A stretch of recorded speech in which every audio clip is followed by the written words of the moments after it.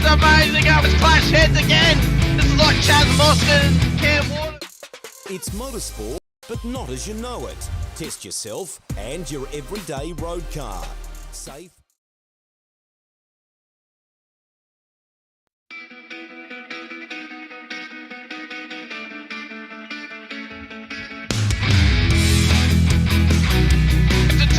This is amazing. I was clash heads again.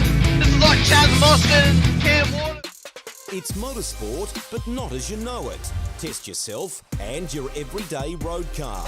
Safe, affordable, but most of all, fun. And all you need is your daily driver. Experience the thrill of a sprint day. Race against the clock at a hill climb. Or test your reflexes with an auto test. It takes just 3 simple steps to get started. Get on the start line. Search Motorsport Australia Daily Driver today. Fishies in a row. They're here to make a point and to do Eddie proud. They fan out in the background as they come down to turn 1 for the first time. It all looks pretty good, 2 by 2. We'll stop the camera here. Oh, Eddie would be proud, mate. That was awesome run around turn 1. But, oi! Contact with the fishies! He's made it through. It doesn't look like Angus has made it, but Thomas Freeman's made it through, and Angus is going to suffer the crowd coming through there to be able to turn his car around. Woo. I love riding. It's a real social thing. There's a great bond between riders. Every weekend I look forward to getting out there. It's a freedom like no other. Riding to work is a great way to start the day. Shannon's insure all types of road bikes, not just classics. They offer features riders really want. It's why they're one of Australia's leading motorcycle insurance providers. Whatever you ride, whatever you ride, whatever you ride, ride with Shannon. Call 134646 for a quote. And they are off. It was a good start from Dylan de Bono. I think Phil Vella got a great start there in the background as well. You can see already cars going 5, 6 wide as they're trying to find any semblance of space. They come into T1. So far we've got 2, 3 wide as they snake down. It's Michael Conchar that's got around Dylan de Bono. A couple of cars going wide there. Was that a bit of contact in the back? Scott Pocock caught up in that, I think, there, buddy. But it's Michael Cutterjar's got past, so Dylan...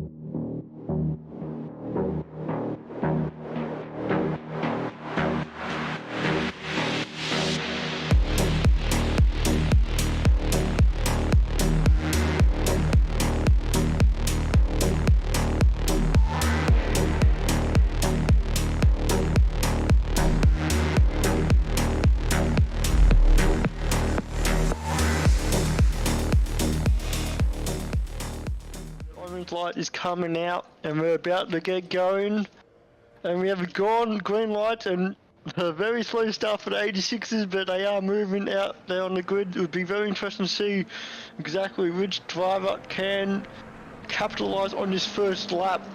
Just go through the grid. Look like Jamie Christensen had a really awesome start to get ahead of Dylan de Bono, and Doug Gowage also jumped his teammate as well, so unfortunately Dylan stalled the car a little bit more than what he preferred. But Weekend in, weekend out, Motorsport Australia officials are making waves. From waving flags, waving cars through pit lane, or responding to a wave for help. Wave hello to new lifelong friends. Who knows, you might just make waves around the world. Ride the first wave. Search Motorsport Australia officials today. They're still great classes of car, and if you are able to, if you're coming up the ranks on iRacing through the licenses, it's a fantastic sort of laneway into prototype driving, going from that GT3 up through the prototype classes. As the safety car pulls in, we get ready to go green as we come up towards the line. Edwards, Hasler, who's going to get the jump down to turn 1, or will any of the fishies, any of the piranhas in behind them, assault them down towards they're green and they're off. First lap. Let's go here. We've always had a few cars. They're all special. The T-Bird. Oh, that's mine. The Combi for when we want to get away. The XR8. It's going to be a classic. They're all insured with Shannon's. We've also got Shannon's home and contents cover, which helps protect our automotive collectibles, tools and memorabilia in the home and garage. If you're motoring enthusiasts like us, it's got to be Shannon's. Shannon's, insurance for motoring enthusiasts. Call 134646 for a quote.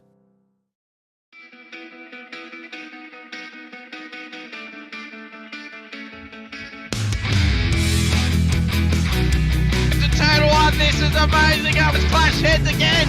This is like Chaz Mostyn and Cam Waters. Almost the same situation.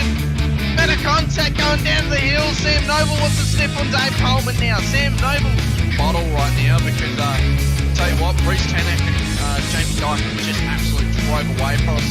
Hayden trying to go around the outside. This is where he could have just sent it up the inside, but he hasn't implemented it, which is fair enough. It's very scary out there, ladies and gentlemen.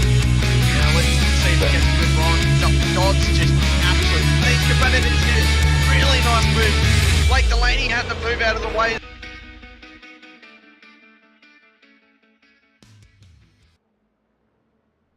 Good evening, ladies and gentlemen, and welcome back. It is that Thursday time again. It is Shannon's Toyota GR86 live from Phillip Island, bringing you in association with Motorsport Australia official series. I am James Parker. I'm going to be joined in the booth by Sheepy today. Good morning, dear Sheepy. Well, good evening for you, sir. How are you?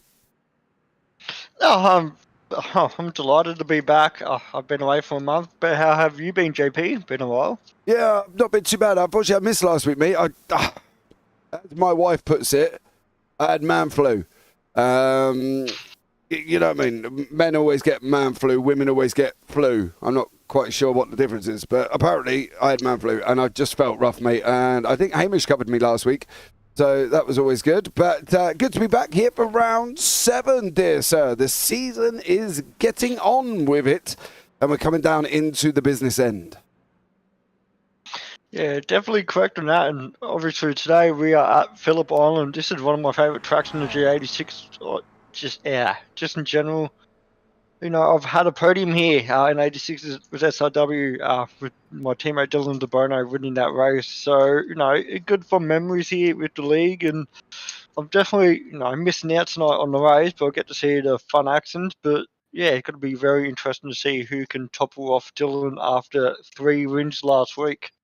Yeah, not quite sure who's going to be able to do that, to be honest with you. He is looking outrageously quick, isn't he? And to be fair, he has done all season. That's the thing, isn't it? He's looked quick all season, Sheafy, and there just doesn't seem to be anybody who's able to stop him. And in the standings, well, he's got a gap of 207 points in the pros.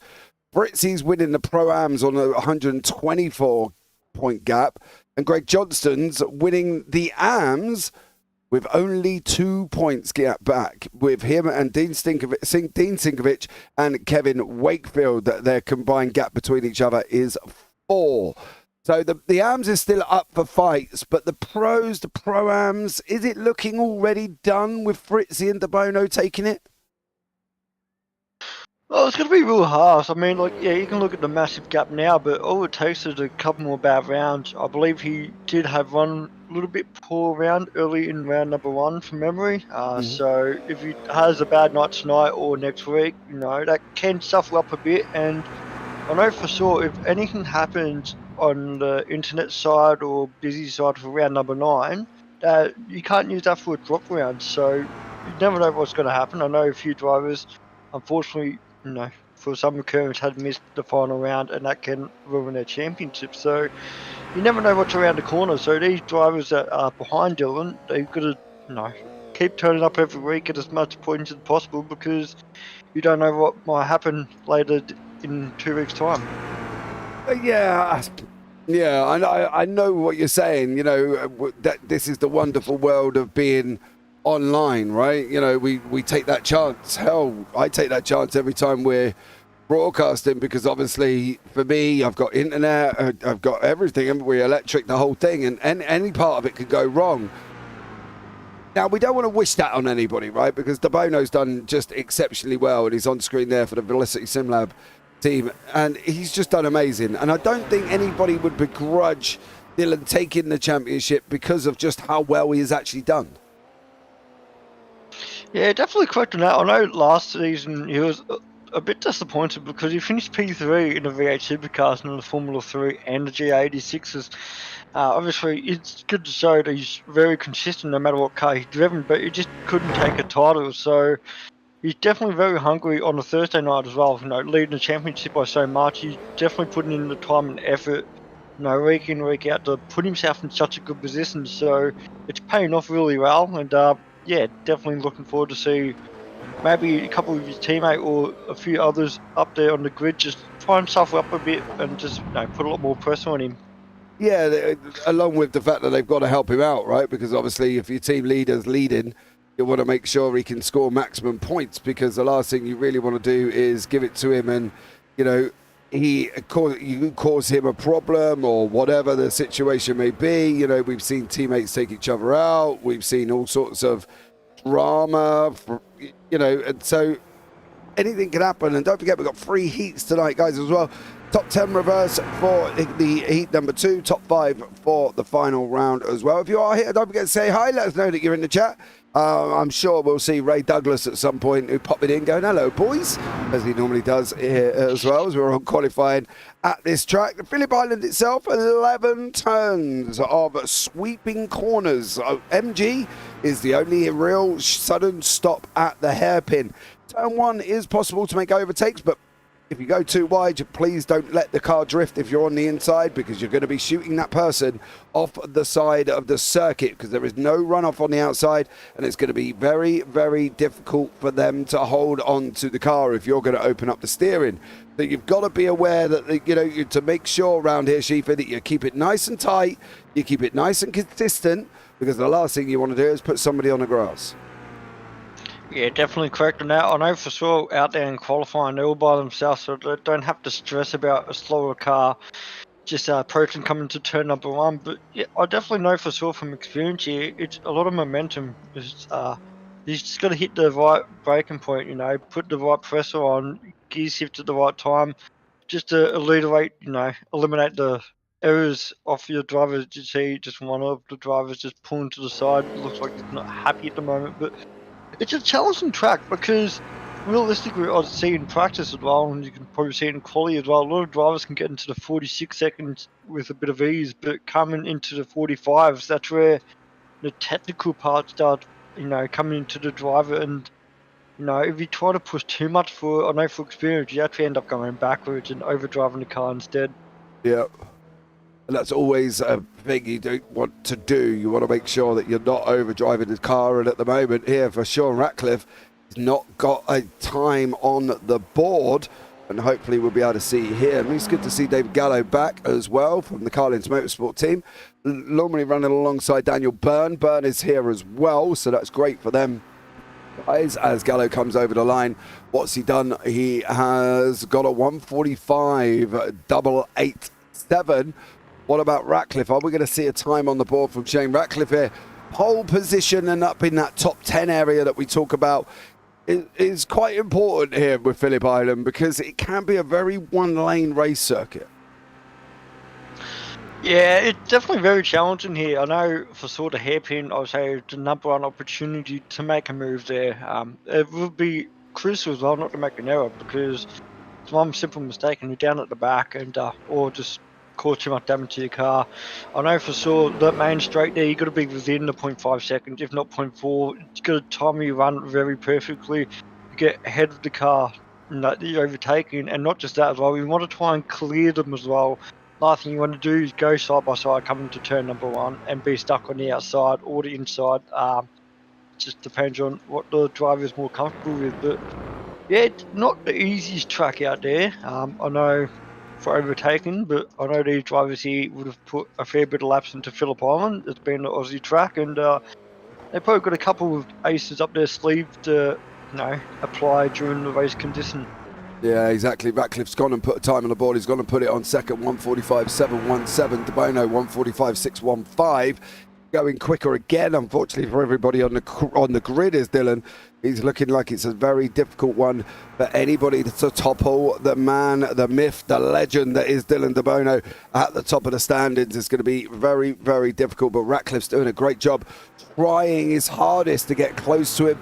He's obviously going to be supporting him as well. I think that's the important thing. He wants to make sure he's going to be supporting Dylan DeBono as best he can. Is he going to really go after him, though, for Shane Ratcliffe's point of view?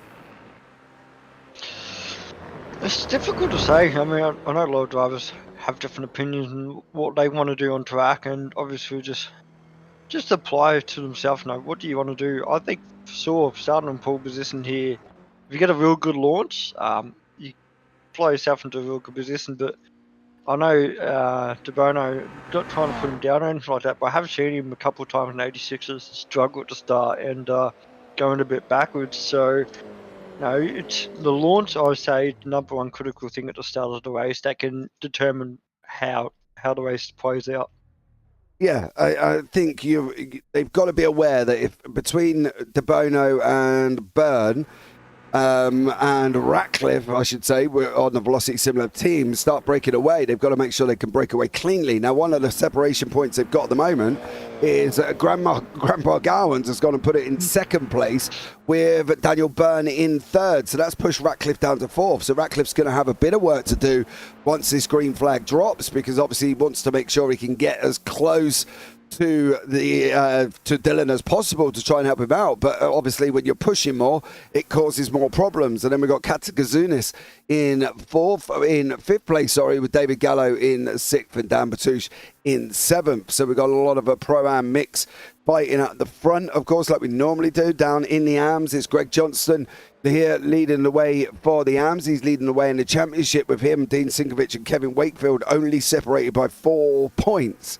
Currently, and unfortunately for one Mr. Dean Sinkovich, he hasn't got a time on the board and he's running out of time very rapidly here, Sheafy. What's he going to be able to do? Is he going to be able to get across the line? He's got he should make it as long as this lap's clean. Yeah, it's going to be really, really tough for him, as you see, just trying to stay on the track as much as possible. No off track so far as we've seen, so he's going across the finish line, just squeezed it through, but see what time it puts him up to P20. So, I mean, yeah, it might be a little bit disappointed with that, but they put him in the mix and ahead of the rest of the pack of the AMs. Greg Johnson's only just ahead of him, so I think it's nice and even there, and it's a real good display as well. Like you see, the AM drivers all tight together. There's no one separated by 5 or 10 cars, so it should be a good battle for the back. It should be. The grid is done. The qualifying is done. We'll bring you up the grid now and show you who is where. You can keep an eye out for your favourite driver.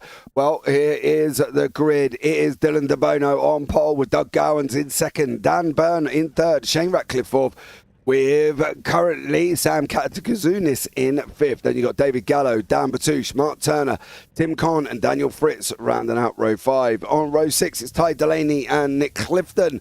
They're on the 12th and final spot. Then we go into the bottom end is Callan Hodgkinson in 13th, Wayne Edwards 14th, Marty Walker 15th, Cam Hardwick in 16th, then Mark Cochran 17th, Matt Feely 18th, and then we go into the AMS. It's Greg Johnson, Dean Sinkovich and Shane Nowans with Phil Buckland, David Simmons and Kevin Wakefield there, who is unfortunately a little bit further down than he's going to want to. Brendan Soper is there, Vic Binspalen, Stephanie Piccolo, Thomas Freeman, John McHenry, and at the back is Michael Noble once again. So that is the grid as we're speaking at this moment in time, and some great action to come, so hold on to your hats. Let's get this up and running. Let's get this underway. Ray Douglas, go Gowans. Well, he says, go Grandpa Gowans, turn on the nitrous bottle, get out front. I mean, it's going to be really interesting. These 4 velocities in the top 5, so obviously Byrne and Gallo, 2 teammates as well in the top 6. So be interested to see what the mind game's going to be between the 6, depending on how they launch coming into the first corner. So these drivers here, they got a lot to play, but 20 minutes, anything could happen in 20 minutes, and the last thing you want to do is butcher your race in the first second. Yeah, that's the thing. You don't want to go and get it all wrong, because if you get it wrong, well, you're going to be in trouble. So unfortunately, they don't want to be making sure they do that. They do want to make sure they get it right and make sure they can get away cleanly. We're just waiting for the guys to get onto the grid.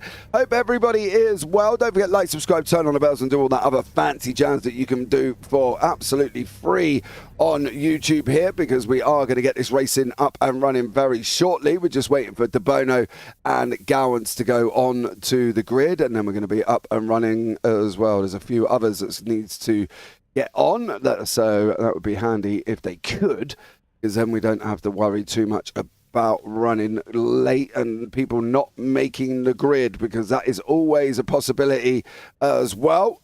And hopefully we shan't have that issue. So waiting for De Bono, Ratcliffe, Kazunis, Hodgkinson, all are getting onto the grid very shortly. Well, there we go. Fritzy, she's a wee bit chilly tonight, says Fritzy. Well, he's laying out the excuses before we actually go anywhere. And currently it's 22 degrees centigrade out on track, 20 degrees in the air. I don't believe at the moment, Shivi, I've not heard anything about rain. I believe after Saturday we come to the conclusion there's no rain for this season, so it's just going to be nice and dry for the rest. Oh, man. Rain shoot. I know, same. Yeah, I mean, it would have been so good.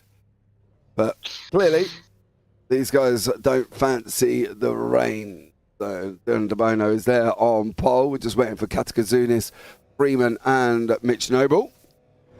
And we can get this up and running here.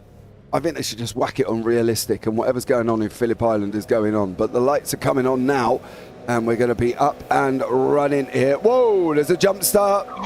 There's a jump start behind. And now we've got 5 lights. That's Katakazunis has made the jump, but Dylan De Bono is leading the way here as they go shooting off down into turn 1. The right-hander, of course, here at turn 1 before they go into Southern Loop. The left-hander that's going to be difficult for them to master. But De Bono takes the whole shot here. He leads the way coming down now into turn 2. Then it's Byrne, then it's Ratcliffe, then it's Gallo. It's at Velocity Collins. Velocity Collins front 4 with Dan Patouche rounding out the top 5.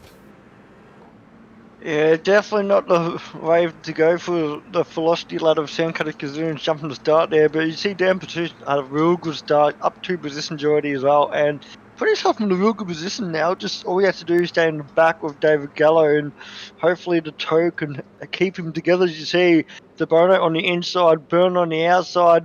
De Bono have the better run by the look, but they're still side by side coming to the next corner.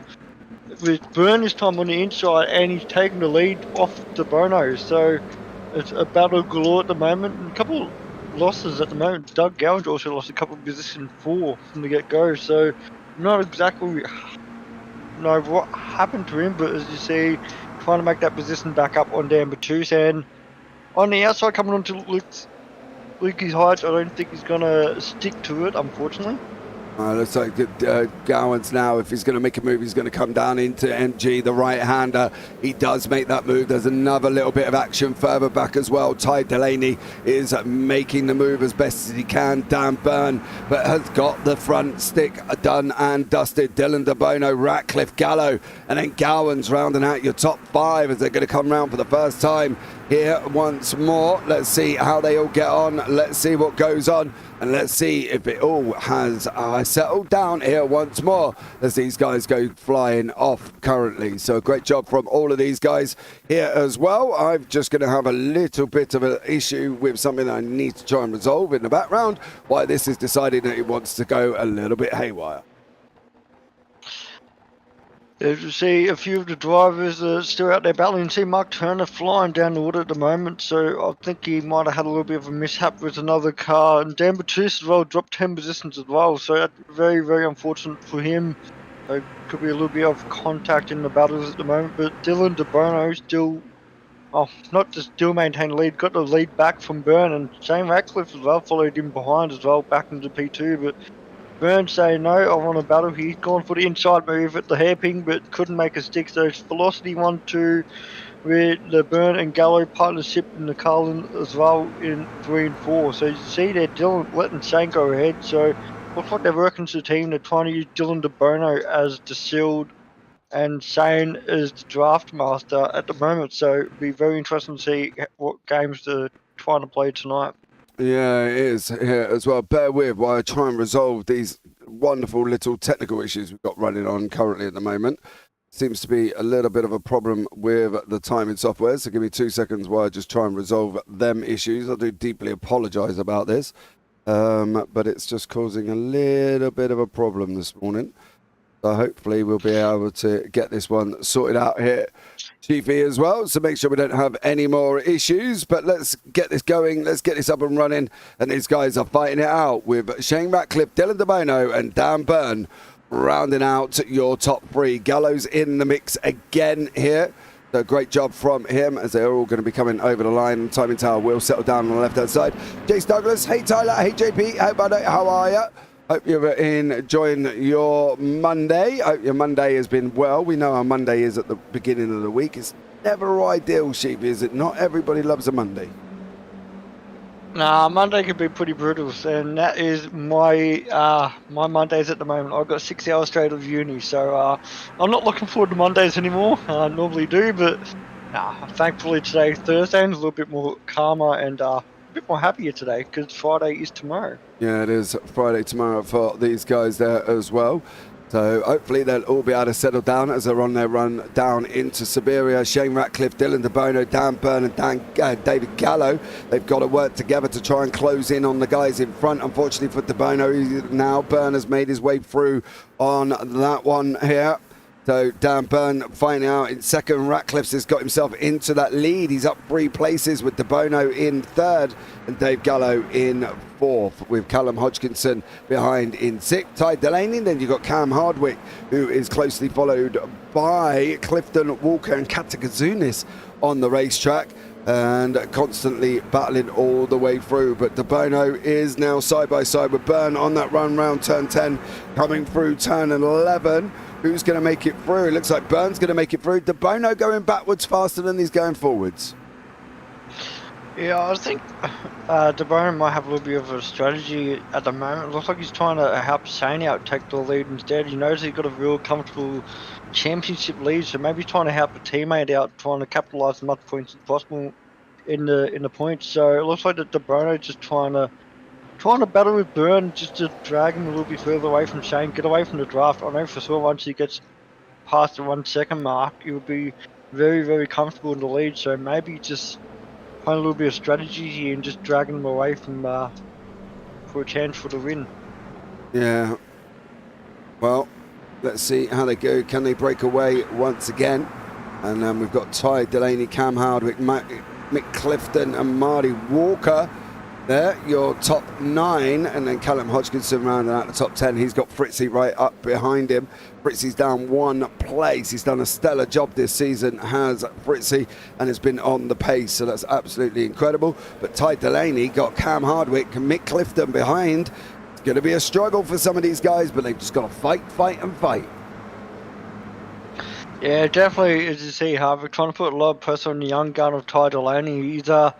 He's grown so much. We have seen how dominant he can be in the V8 Supercar, being promoted to the pros. At the moment, he is a pro-am in the 86s and showed that he could really match with the boys around him as well, which is good to see. You know, his confidence grow over time. See a car off the field. That was Dylan DeBono in the sandpit there on the top of the hill. So I don't know exactly what happened there, but unfortunately, he lost a fair bit of resistance from that. DeBono and Byrne.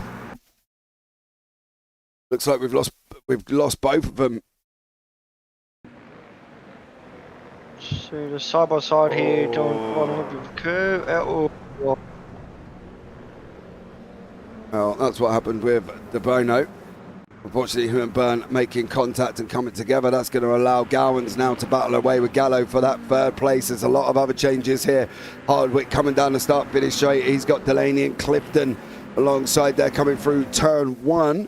And for Cam Hardwick, he's leading the Pro-Ams, but he's got Ty Delaney and Mick Clifton around him. It looks like Fritzy has, well, done that, unfortunately, for Daniel Fritz. He's gone off doing a little bit of pirouetting off the side of the circuit. So there we go. Unfortunately for Fritzy and unfortunately for a couple of others, it's not looking too good here. Yeah, unfortunately, it's not a great start to the night. We know that Fritzy have a fair bit of a championship lead in the Pro-Ams, but all it takes is a couple of races like that, and before you know it, P2's right behind you. So hopefully they can recover from that. But yeah, well, a lot of action through the pack. You know, just drivers trying to scrape past people when they can, and unfortunately just having a little bit too much contact. You see Ty Delaney and Harvick battling out. These two have been keeping it nice and clean, which is good to see. Harvick trying to go for the inside, going on top of Lukey's and he has almost gone enough on the side there. A little bit of contact, but thankfully not severe. Ty Delaney's got the inside here, which is a brilliant corner from him, but unfortunately Cam Harvick now got the inside, got a good run, but that allows Ty Delaney to get into the draft and try and make a move into turn 1. Yeah, not always easy, but is Delaney going to be able to slot in behind it? Is that draft going to be strong enough as Ratcliffe's opened up nearly a second gap up the front?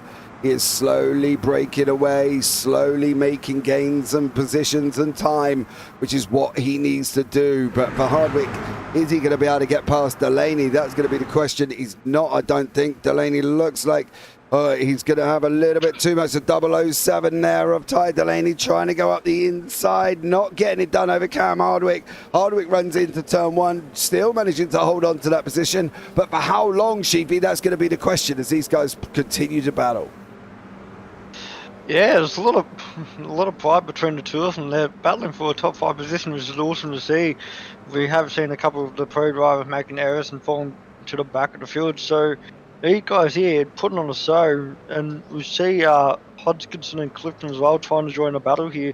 See Hodgkinson now on the outside of the hairpin, trying to make a move on Harvick, and just trying to get his nose in front of him.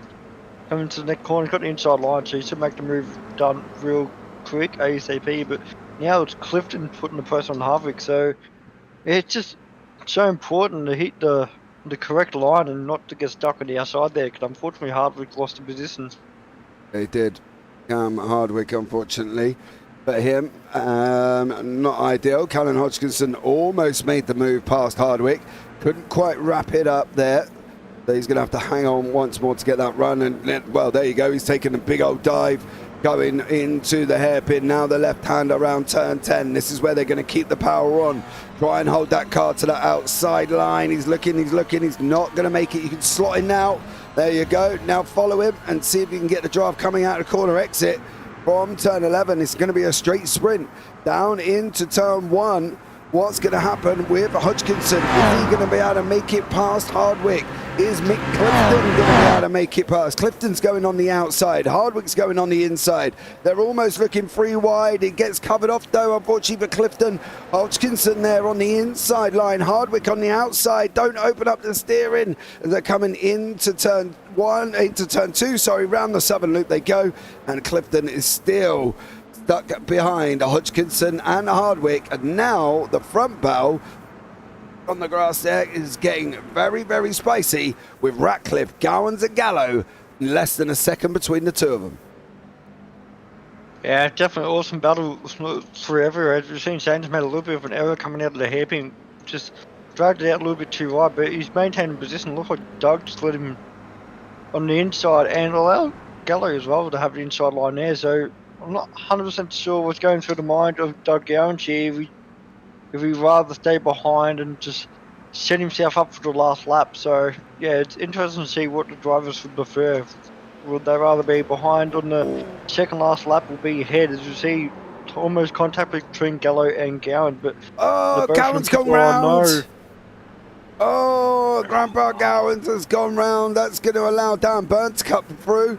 Where is Cam Hardwick? He's got a bit of time over Hardwick, so he should be able to recover and get on his bike a little bit more. But unfortunately for Gowans, that was a little bit of a problem for him as he's lost it coming out of MG and around the final corner. He's just got now to try and catch up to the back.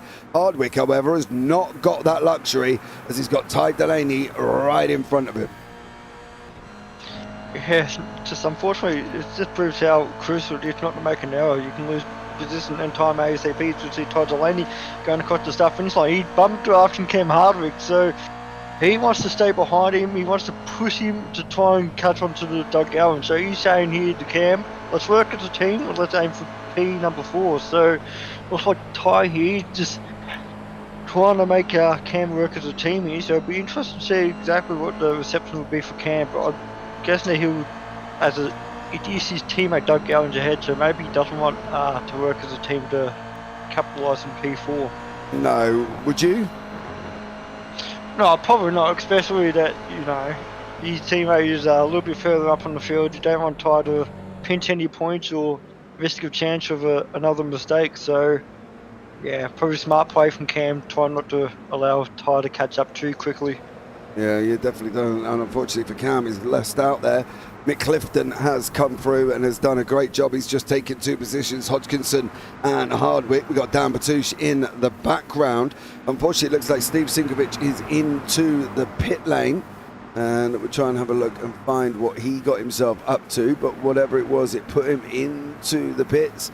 And he's now all the way down the order. Is this where it started here for Steve? Or is he already off the side of the circuit? Oh, there's going to be a car. That's Katakazunis. Steve misses him. Oh.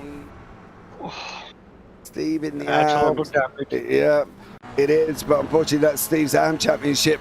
In the AM Championship fight for this race, looks like he's gone out the window a little bit, doesn't it, at the moment? So we'll keep an eye as these guys come over the line with 5 minutes remaining.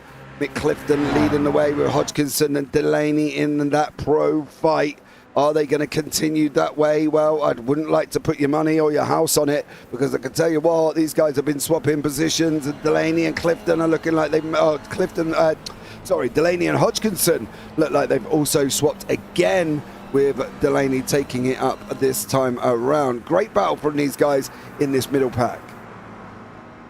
Yeah, perfect to watch. They're doing the correct thing. They're keeping enough room between each other. They know that the draft is so efficient here, so just allow the car to get ahead. You know, you still got a couple more laps to go, so you play all your cards on the very, very last lap. Don't do it early, otherwise, unfortunately, a little bit of contact there with Clifton and Hodgkinson, but yeah, that brought a couple more drivers a little bit more close as well, so that allowed Ty Delaney now to be second in the pack behind Hodgkinson, and look like Dan Batouche now snuck up another position as well, so he's trying to work his way back up on the field.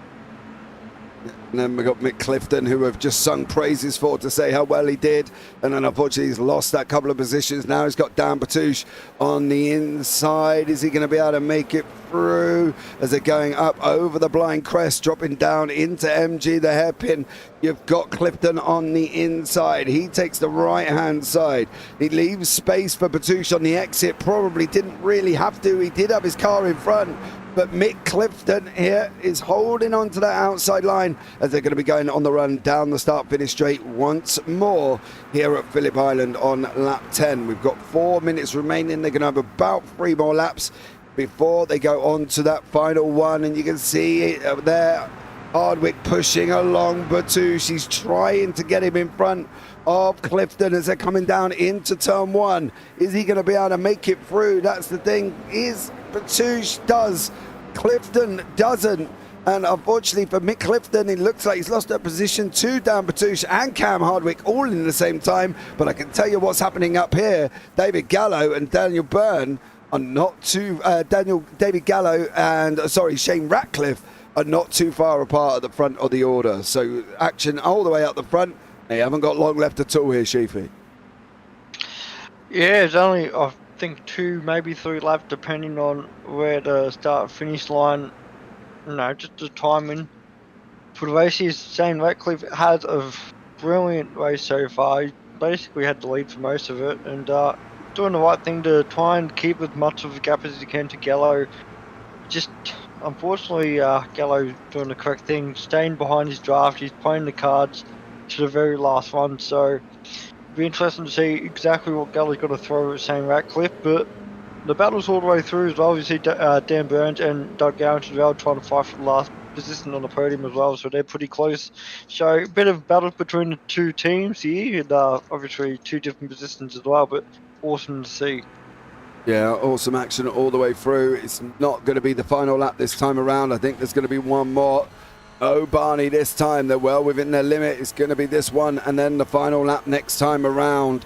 And I think you can safely say we've had some great epic action at the front end of the field. We've had some great action in the middle of the field. We've got Katakazunis and Vic Benzvalen there swapping backwards and forwards here.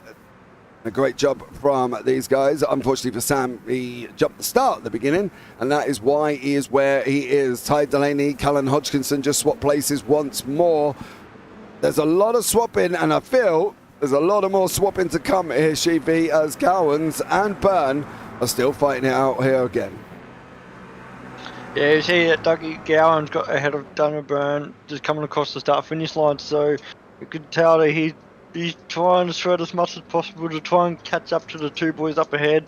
I think he will run out of time, unfortunately, unless these two in first and second really battle hard, but I doubt they would want to risk the Gowans and Byrne catching up with them because the battle pack behind them as well is slowly creeping up as well, so any small mistake between each other and they can get gobbled up from the pack very, very quickly. Yeah, they don't want to, do they? If I was Gowan to Byrne, I'd be looking at just going forward because they've got a nice little 7-second gap. Back to Delaney, back to Hodgkinson, back to Batushin, Hardwick and Clifton, who are still battling it out for that win in the pros.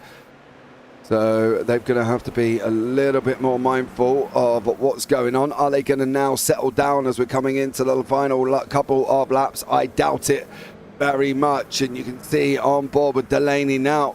He's got Hodgkinson right behind him. Gallo and Ratcliffe are not getting any closer, but one of the things they are going to get closer to this time around, we're going to see him, the man on the left-hand side, that is Mr. Barney, should be waving his flag as we're on the final lap of the race, and it's led by Shane Ratcliffe, David Gallo, not too far behind.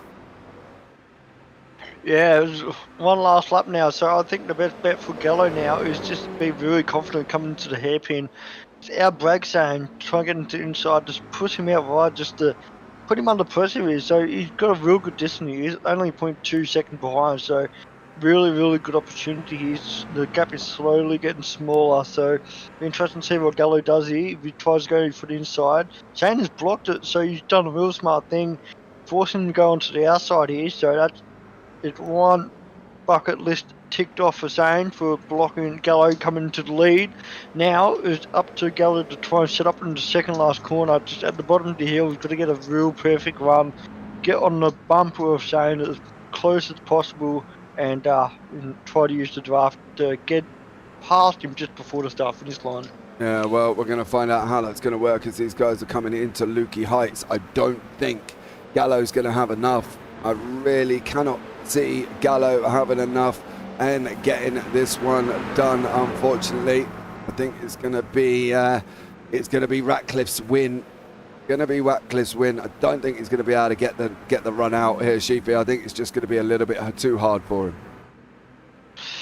Yeah, as you see, 0.3 seconds. Unfortunately, the draft will start working once you go into the main straight, and looks like the Shane has done enough to take the win for the first heat. As you see, Gallo just using as much draft as possible, but unfortunately not close enough to make a move on him. So it is Shane Ratcliffe for the win in heat number 1 with Gallo in P2. Dougie Gowan and Daniel Byrne in third and fourth as well. Another close encounter with Ty Delaney leading the big battle pack. Just got ahead of Hardwick and Batus and Clifton as well. So that's an awesome battle there. But Callum Hodgkinson wins out that small battle for P5 there.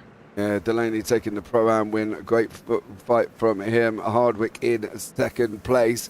What's happening down in the AMS? It is Wakefield takes the win in race 1 for the AMS. So great job from him. Well, if that's race 1, what's the next 2 going to be like? Because that was some epic fighting, and they've got a reverse grid to throw into them. Well, the best thing about it is the 6 cars that's going to be in a reverse top 10. We're all battling with each other, so now it's going to be real hard for the likes of Ratcliffe, Gallo, Gowans and Byrne, who are a little bit further on the pack, Are they actually be able to get past them ASAP and try and break the pack? Because now that they got to go forward through the pack rather than starting ahead of them. Yeah, it was Shane Katakazunis comes over the start-finish line. So he does a great job coming over there. And some of the others at the back, Phil Buckland, Vic Mentzvalen, Jane Newens and Brandon Soper, who I believe is still the last of the runners. But there you go. That was the first race done and dusted. What is race 2 and race 3 going to bring for us? Well, stay tuned and you're going to find out here after this short little bit of a warm-up. But here is Heat 1's results. It is Shane Ratcliffe, your winner, with David Gallo in second, Doug Gowans in third, with Dan Byrne in fourth, and Callum Hodgkinson in 5th. Then you've got Ty Delaney, Cam Hardwick, Dan Batouche in 6th, 7th and 8th, with Mick Clifton in 9th and Wayne Edwards in 10th. Marty Walker in 11th. Then you got Tim Cont, John McHenry, Kevin Wakefield takes the win in the hours with Greg Johnston in 2nd. That is vital for their championship. Dan Fritz, Mitch Noble, Dylan DeBono all the way down in 18th after they had that initial contact. And then you've got Mark Turner. Then you got Matt Feely, David Simmons, Dean Sinkovich, Stephanie Piccoli, Sam Katkazunis, Phil Butland, Vic Binsvalen and Brendan Soper with Shane Nowens, the last of the finishes, and Steve Sinkovich 1 lap down.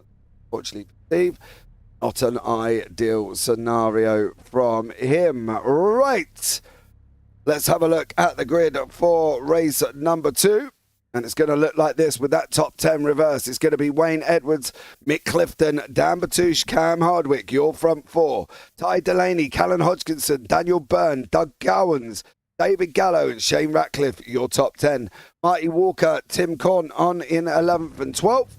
Then you've got John McHenry, Kevin Wakefield, Greg Johnson, Daniel Fritz, Mitch Noble, Dylan DeBono, Mark Turner and Mark Cochran rounding out the top 20. Matt Feely, David Simmons, Dean Sinkovich, Stephanie Piccoli behind that, and then you got Sam Katkazunis, Phil Butland, Vic Binsvalen, Brendan Soper, Shane Nowens, Stephen Sinkovich at the end of the field.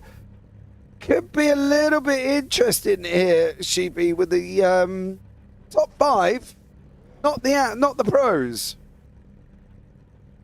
Yeah, definitely correct on that. They're pro-am, but at the moment, the way how they're driven there, you can almost classify them as a pro. They're not as quick, but they drove really nice and cleanly. They didn't take each other out, gave themselves plenty of room, showed a lot of respect on the track. So for that, I would call them professional drivers for that, which is good. But the only thing that maybe now benefit them, that they have the front. They can control the race now that they're in front of everyone else. So now it's the challenge for the drivers behind them to try and split the pack up, and that's going to be real difficult for the next 20 minutes. Definitely will be. So let's see how these guys do, whether or not it's going to be physically possible for them to split the pack up. Are they going to be able to hold on to it? Well, we're going to find out very shortly. Wayne Edwards is going to lead us away here in race 2. We're just waiting for the last of the runners to get on to the grid. It's Sam Katkazunis from the Velocity Slim Lab team who is not on the grid currently. There we go. He's just bounced on now. We should be seeing lights very shortly. Great drive, Shane, says Matthew Gerard. Well done, Grandpa, says Ray Douglas there, and a nice recovery, Doug. Lights are on once more for race number 2. It's 1, 2, 3, 4, 5.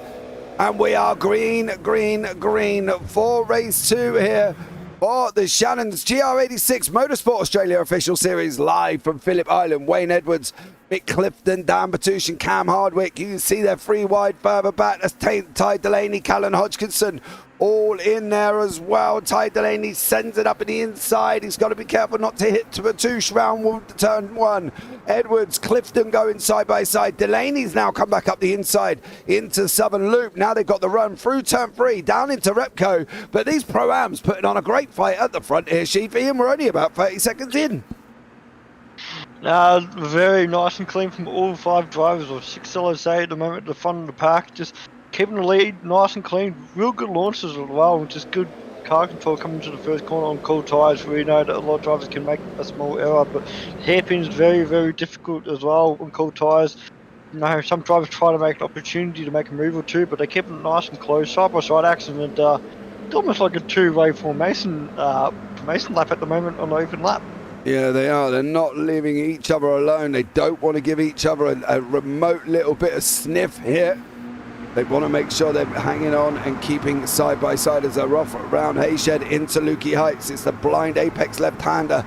Ty Delaney is your leader currently, and he's doing a great job. Is he going to be able to hold on coming down into MG? What about Mick Clifton and Hodgkinson? Hodgkinson's just gone up the inside into MG there and is taking the mantle to chase up. Clifton's now coming back at Delaney round the final corner. Hodgkinson sitting in third place there for Callan Hodgkinson. Great drive from him at the moment, but look behind Dan Batouche. It is a rush of everyone. Wayne Edwards, Sean Ratcliffe, David Gallo, Tim Cont, John McHenry. They're going to be 3 or 4 wide, leaning down into turn 1. What's going to happen? You can see up front Hodgkinson weighing up Clifton. He's going to look at making the move into turn 1 as well. 2 wide, 2 deep, 3 deep, almost coming into turn 1. Is it going to work with Dan Batouche at the front? What about Byrne? What about Gallo? What about Ratcliffe? Well, this time, Sheepy, they all make it through. Yeah, I'll just see a little bit of a mistake there from Ratcliffe. He didn't know what to do. He wanted to go on the inside, but there's another car there. Oh no, there's contact with the car ahead of Wayne Edwards. That is not good. I think, yeah, race control will have something definitely to say about it, but that's very unfortunate for Wayne Edwards. He put himself in such a good position to be up at the front, but now he's got a long way to catch up with. That's Ratcliffe.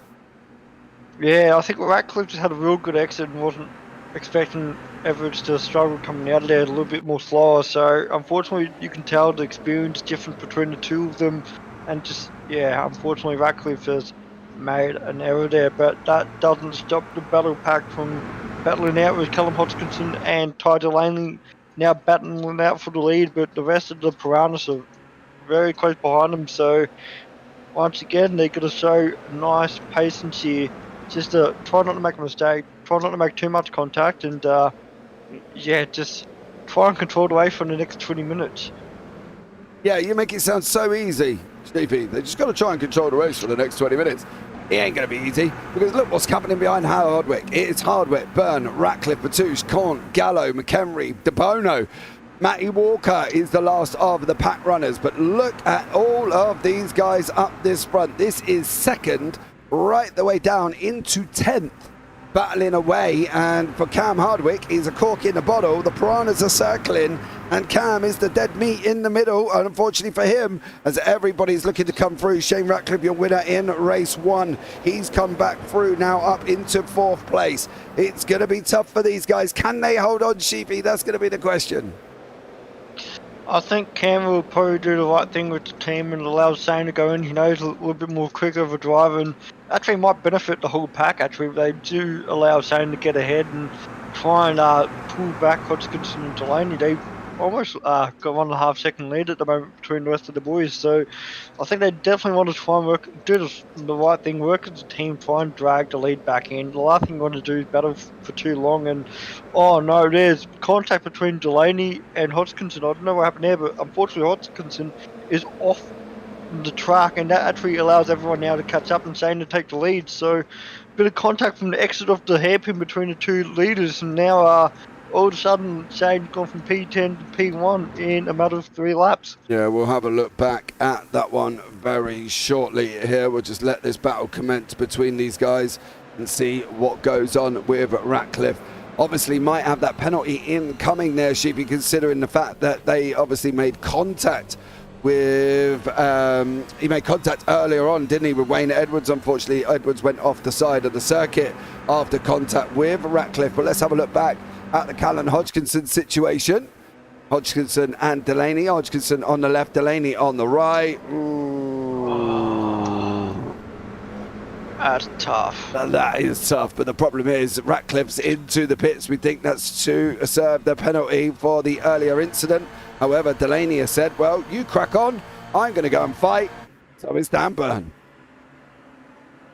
Yeah, obviously that allows the door open to be a new winner. We just see Dylan De Bono currently in P5, now up to P4, just saying, quite hello, I'm back here, and these boys got to be real careful because he's the championship leader, and if they allow him to get ahead, he might run away with it. The way these boys are battling out left, right, and centre. Yeah, well, yeah. You know, for me, that's really hard, right? Because once I see a leader behind me, like De Bono, I would literally put on my gloves, I'd get in my mouth guard, and I would fight like a trooper. I would make that as difficult as I can. I'd be hugging apexes tighter than my daughter hugging a teddy bear. I would be locking it up. I would be making sure I'm on the inside until I'm able to move going down the straights. I would just make it very, very, very difficult for De Bono. And that's the thing, is how you drive, isn't it? It's how you make sure that you can keep the Bono back. And Byrne's not a slouch, right? He's not he's not a rookie, should we say, in an MX-5.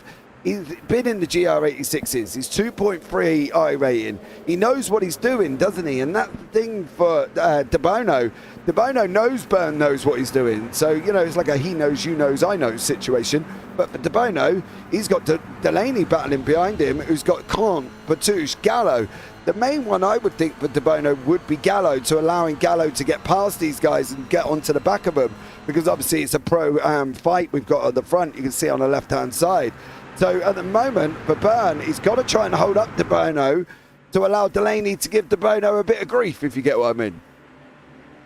Yeah, well, definitely one driver, just as you see, De Bono's trying to make a move on the inside coming to turn one. The one driver I actually keep an eye out is Tim Corn. He's up in P4 at the moment.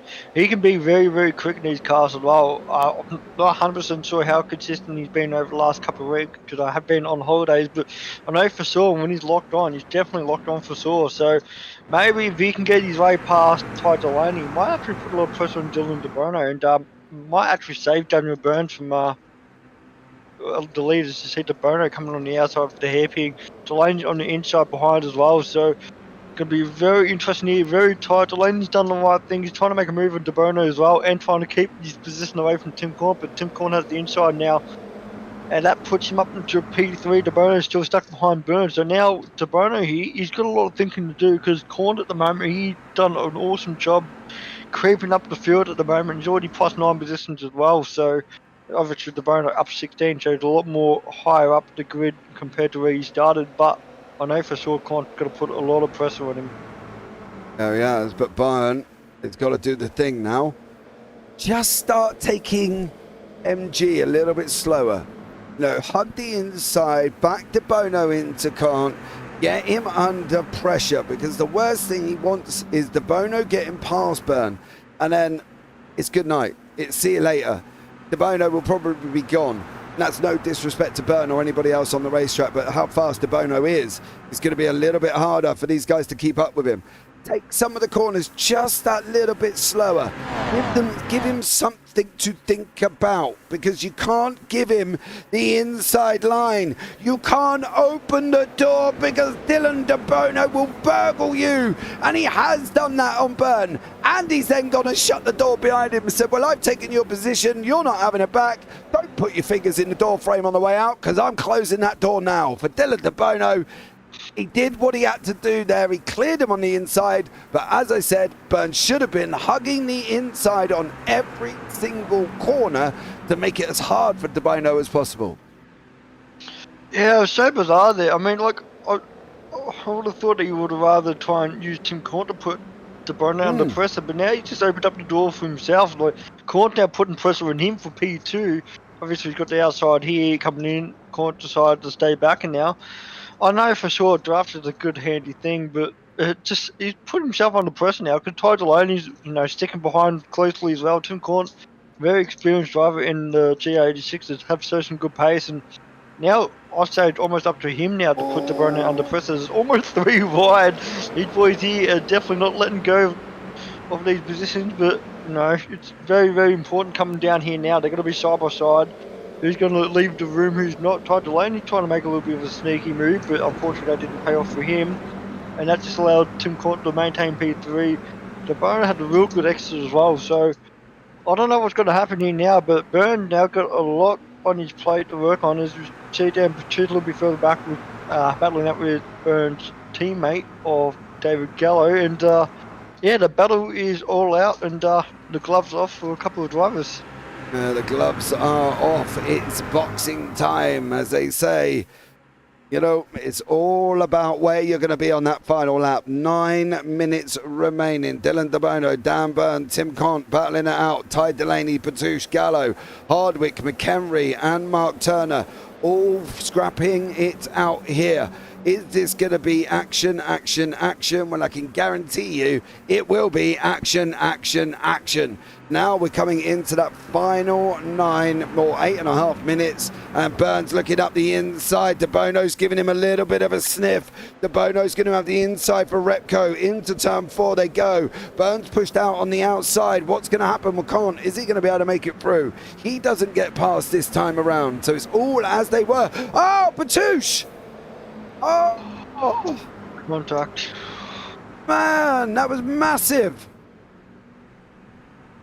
Yeah, very, very unfortunate there. That's not what the two drivers wanted there. If not, that almost caught a third one. I'm not 100% sure there. Did you see? Oh, Batouche. Oh, yeah, did catch the third one. Unfortunately, Gallo missed out with Harvick as well. See another car in the background as well that went onto the grass, but that is very, very unfortunate for those drivers there. They're innocent bystanders. Not much they can do about it. Like, what can you do? I'm more interested in where this snap come from for Batouche. There was a big old snap coming out of that corner which sent his car squarely, and then he just couldn't quite hold on to it from there. But I can tell you what, Delaney's got his window wipers on. It's not raining, I promise you that. But I can tell you what is going to be raining here. It's going to be the action. They're going to be scrapping it away. And Dan Byrne goes around the outside of 1. De Bono knows he's got a bit of a mission to hold it. Is Byrne going to hold the inside for 2? He does here. Byrne now takes a position away.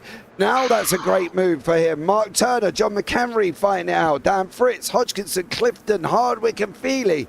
They're fighting out further down. And in the arms is Sinkovic. He has got Stephanie Piccoli, Johnston, Steven Sinkovic and Mitch Noble. So currently the great job there for Dean, trying to hold back his brother Steve, who is in turn, they're both trying to catch Kevin Wakefield. So yeah, some great action all the way through the pack. Oh, not just that as well, they also got their teammate as well with Mitch Noble as well, battling out in the pack as well, so that's pretty awesome for SRW Motorsport to be able to have a bit of fun together. But the battle was going left, right and centre. One thing I'm actually enjoying is Stephanie being up in P3, showing these boys that, you don't have to be a boy to be quick, and she's doing an awesome job just holding her ground, like I know the drivers behind her can be quick on their days as well, but show some awesome pace so far at Phillip Island and doing an awesome thing. If you see Steve Sinkovic on the grass doing a little bit of mowing there, not trying to keep off it, mate. I know you're trying to catch up to your brother, but if you're on the grass mowing the lawns, unfortunately you're not going to catch up to Dino. He's doing an awesome job maintaining P2 for the Hams. There is the battle we want. There is the fight we want. There is the action. De Bono's force Byrne off the inside again. This is like a carbon copy. Can Byrne hang it round the outside? Can he keep hold of it? Tim Cont's getting into that. He wants a piece of it. Please don't send it free wide that close to the corner entry. He did. Oh no. Oh, bro. I'm just so happy that Tim didn't end up upside down there, but that's going to be a massive time penalty depending where he joins there. But just so unfortunate there. He had the inside line there. I think he's not going to be very happy about that, and race control will have something to say about it. But can he though? Very unfortunate. I don't know. How close is he to the apex? He's drifting out on him.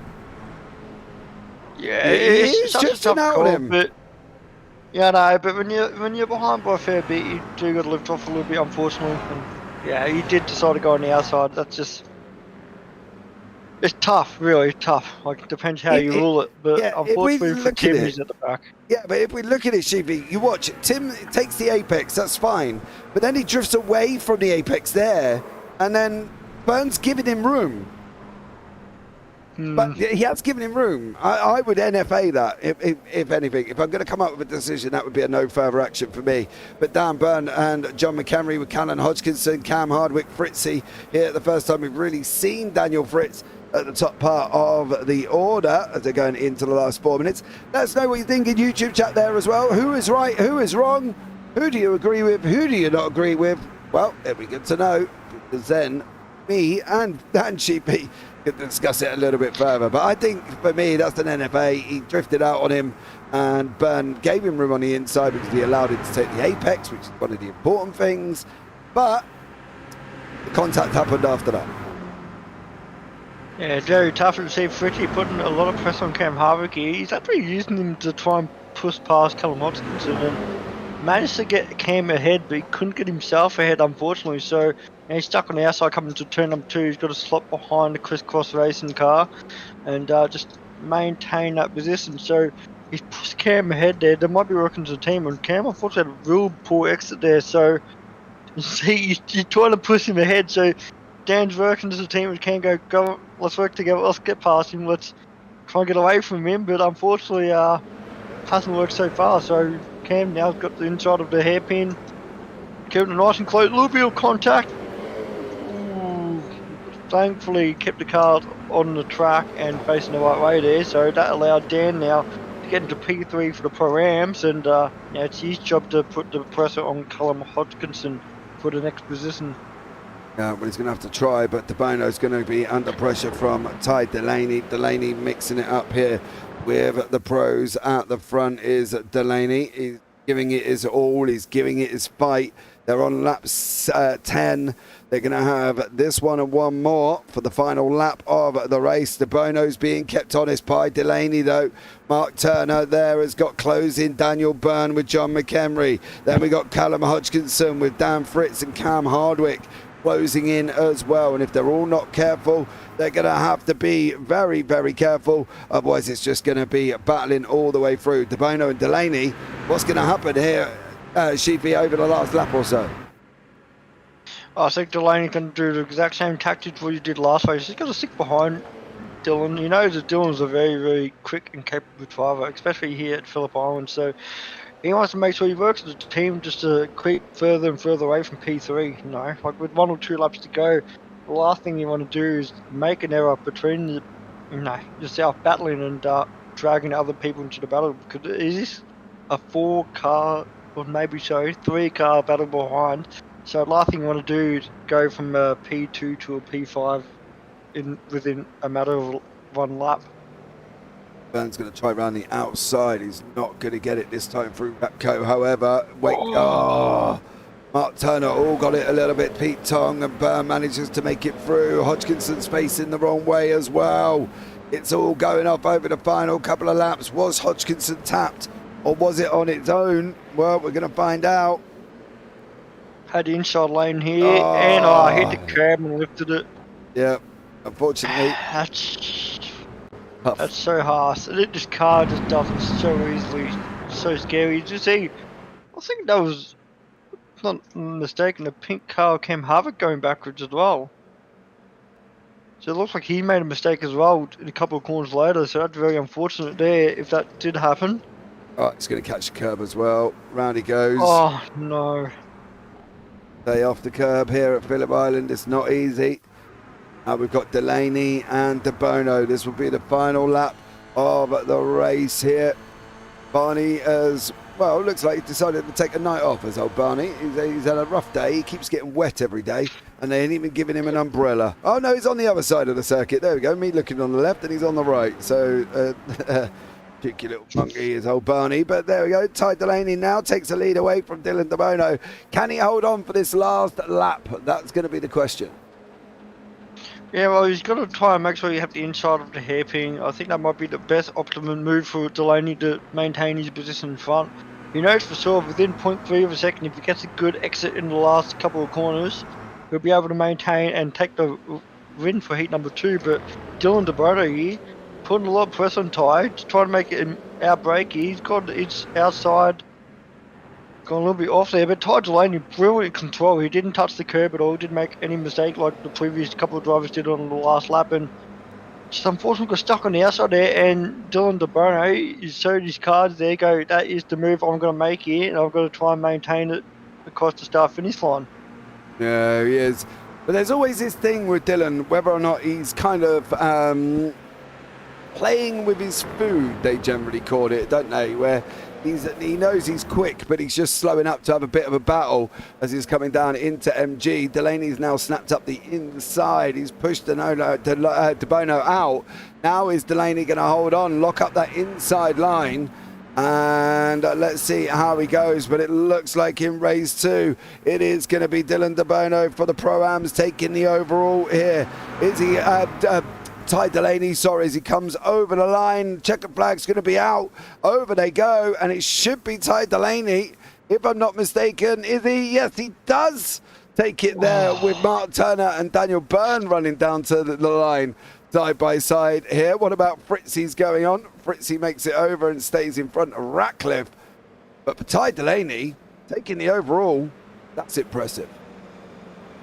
That's really good. I'm intrigued to see if Dylan decided to use this race to experiment to see that if he actually can make a move there. He was within 0.2 coming out of that last corner. Obviously, Ty had a real good exit as well, and just proved that it wasn't enough time to make a move there, unfortunately for Dylan. So that allowed Ty to take the win for heat number 2, which I believe the young kid will be very, very happy at the moment. Just beating Dylan across the line, but. No, you got to give him props as well. Like he stayed up there the whole time, kept it nice and clean, kept a cool head, and showed that when it's time to play your cards, time to deal with them, and you've done the right thing there. Yeah, he has. Take the opportunities while they're given, guys, and he definitely did do that one. We're just waiting for the last of the finishers to get up, and I will bring you up the results very, very shortly. But take an opportunity, you get given the opportunity, they don't come around every day. Got to go and grab it while you can. So, Ty Delaney is your winner in race number 2 with Dylan De Bono in second, Mark Turner third, Dan Byrne in fourth with John McHenry in fifth. So it's De Bono, Byrne and McHenry, your 1, 2, 3 in the pros. Delaney, Turner and Fritz, your 1, 2, 3 in your pro-ams. Ratcliffe in seventh with Matt Feely and Mick Clifton. So there you go, Mick. I've called you Mick there as well, as apparently I've been calling him Mike for last 6 rounds, but we'll ignore that one. Callan Hodgkinson in 10th with Dave Gallo in 11th, Tin Khan in 12th. Kevin Wakefield takes the AMS win with Hardwick, and Johnston takes second. Now, obviously, it was the same way as it exactly is in this one. Kazunis, Cochran, Gowans, Walker, and then Simmons at the back end of that. That's your 1, 2, 3 in the AMS. Ben Svalin, Newman, Nowans, Edwards, Stephen Sinkovich, Stephanie Piccoli, Dan Batouche, Brendan Soper, and Phil Buckland, and then Dean Sinkovich at the end. Anyone from that one is not it. That is it. So there you go. Great little fights from all of these guys as we go into a warm-up. So, yeah. Not bad. What do we think, race 3? Oh, man, it's going to be... gloves off everywhere I see. A couple of drivers, I see Doug Allen struggling tonight at the moment. He's hasn't had the best of race. He did start pretty poorly, and I think he ends up in the pitch ACP after the first lap. So, bit of a poor night for him, unfortunately. But it's pretty awesome to see the battles left, right, and centre, all the way from the fastest all the way down to the slowest. That's the best thing about it.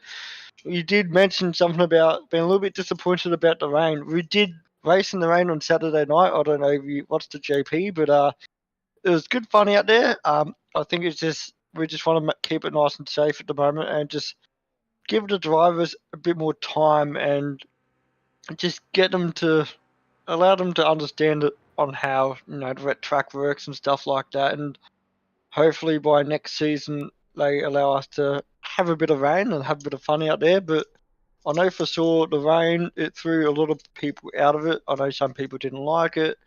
I know for sure it's a little bit iffy on some stuff. Like some lanes looked pretty dry, but it wasn't. It was more wet than what you thought. But yeah, definitely. It was actually a clean race. The first 2 laps, it was everyone was keeping it nice and clean. You didn't see many drivers going off the track, which was awesome to see. But yeah, I'm definitely looking forward for it next season. Well, I did a rain race. Beefy. I know, big woo, James is in the rain. I did a race at Le Mans in week 13 of GTPs and P217s. By the first run down the Mulsanne, which is turn number 5, I believe it is, there was only one GTP left out of the 8 that started. Oh, no. Literally, 5 corners in, there was one GTP left, and it was a GTP took the win, and then there was 7 P217s behind it, and only 9 of us finished the whole race out of 24 that started. Everybody else was disconnected, the DNF. It was absolutely horrendous. So, yeah, I do agree with you that they probably will need some more practice. And hell, if I go out in the rain, I drive mainly NASCAR, so I ain't got to worry too much about the rain. But I think you will need that practice. And I think that's the thing for these guys. They've got to make sure they get it in. But even just for the last round, like, can we have a slight little spit or a little dribble or give us something on the final round, please, Mr. Admin individual, so I can see just a little trickle of rain. That's all I want, Sheepy. I'm fairly easily pleased. I can imagine the final lap 100% downpour, like in the final race. That would do. Championship. That would be pretty cool. Yeah, that would do. I don't know how well they can time that, but that would put a bit of chaos out there for the drivers. I know certain personnel won't be happy with it when that happens, but I think it's good to have a bit of a taste. But the drivers, or not all drivers, but some of the drivers did get a chance on Saturday to go out there on the rain. We did the Shipper Formulas as well, and IMSAs as well, and I know a few drivers, like I said, it's just a bit more time. I think iRacing themselves have to fix a couple of things. There's just a couple of question marks on certain stuff, but yeah, I think definitely within a month's time or a little bit more, depending when season 2 starts, we might see an open rain race, which would be pretty awesome to see. Oh, we're going to Magny-Cours in France. It always rains in France on the last one. Give us a downpour. Come on, test them on the final. It'll be good fun. Yeah, it will be. I reckon. Be good fun. That's the thing. If the championships are done by that point, right? And I think the pros might be. I don't think the AMs will be. I think they're going to continue fighting, right? Just chuck it in there. Over it. Come on. I want rain. Have a bit of fun. Of course, there'll be a chaos. That would be pretty good.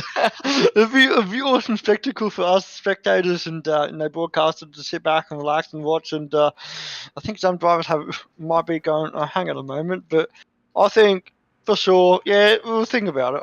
I think some of the boys definitely want it. Some of the boys don't really want it. They're pretty happy with the driving standards at the moment, keeping it nice and clean on the dry track. But I know for sure it'll be interesting to see what happens, and maybe they might bite the bullet and do it. So we'll see what happens. Let us know if you want rain on the final round in YouTube chat, right? Put hashtag rain, for the final round or something, whatever. Put hashtag rain if you want rain on the final round, because that would just be absolutely awesome. And then I'll just go to Steve and Dean and be like, oi, YouTube voted rain, please, in Magny-Cours. That would be cool. There we go. See, that would be really cool. Yeah, it would be really cool. Right, guys. Let's go. And we're not doing droughts, mate. We're not blinking. We've been doing drought for 15 years on this game. Come on. I know. Time to get a little bit of weather. Man up. Put on your big boy pants. Come on. You know what I mean? If you need to get your water wings out and your armbands and your little blow up tie around the middle, just so you can get on track, Dan, come on. I promise we'll save you. Mate, that'd be so funny. Dan, stop being a wuss. Come on. It'd be, like I said, it'll be interesting to see what happens. I know for sure. I find the pretty good to drive. And the visibility is not too bad. It's not as bad as the Formula cars where they just spray water everywhere and you cannot see 10 centimeters in front of you. So that's a bit more scary. But no, these 86s, I think they're a lot of fun. It's patience with the car and with the track as well. Just keeping it nice and smooth. Fritzy's put YouTube. We aren't all used to the British weather. I tell you what, damn right, how to get used to the British weather. Go to your shower, turn it on, cold, and just stand there for 12 hours. That will give you a rough idea of what we go through on a daily basis. I've got sun out of my window, right, at the moment, and I've opened up the window to allow the sun in because I don't see it that often.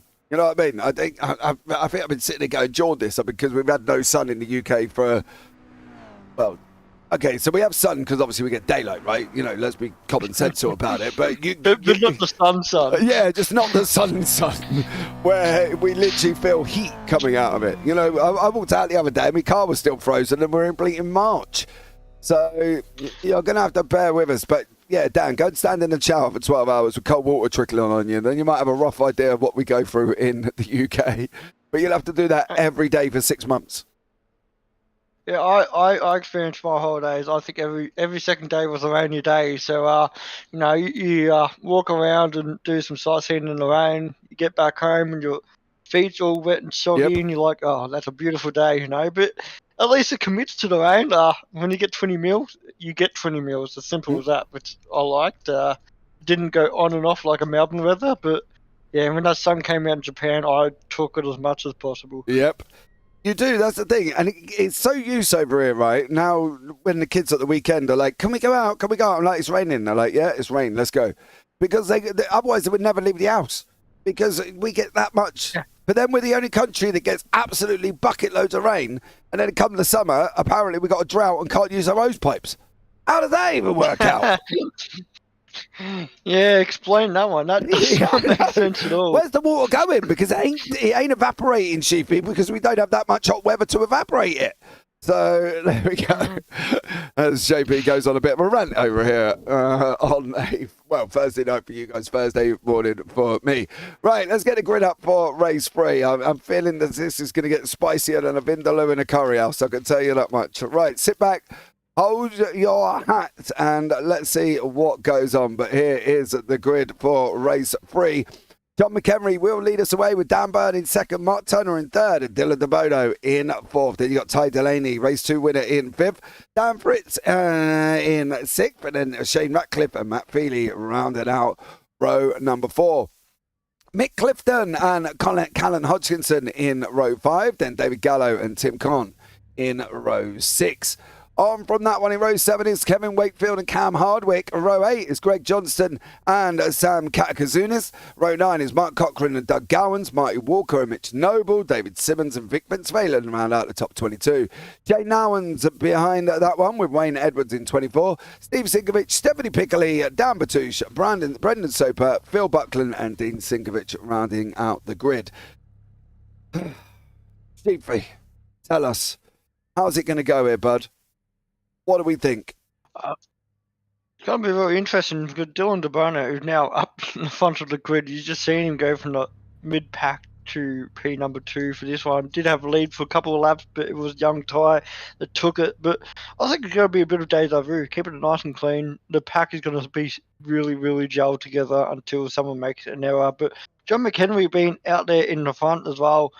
I know for sure he claims he's not that quick, but I think he's quick enough to be able to, steal a win tonight, but it's up to him for a good start and maintaining the gap between himself and Daniel Byrne. But with Bernie up there now in P2, I think he might put a fair bit of pressure on McHenry, so it's up to those two drivers to work as a team to keep the likes of Dylan DeBono behind. And same thing with Ty Delaney, he's been up there all night tonight, and maybe he might be a dark horse as well for victory number 2.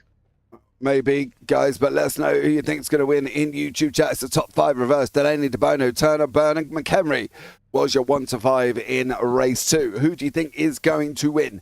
Who do you think is going to get it? Let us know. Is it going to be Dan Byrne? Is he going to take his first win in the pros this evening? Is it going to be Turner? Is it going to be DeBono taking his second win in the pros? Or is Delaney going to come through and take his second overall here once more? Stay tuned. Not going to be long before we find out. We've just got a few more getting onto the grid. And then we're going to be green for the final race at Phillip Island. It's gone quick today. It's Sheepy. It's gone very fast.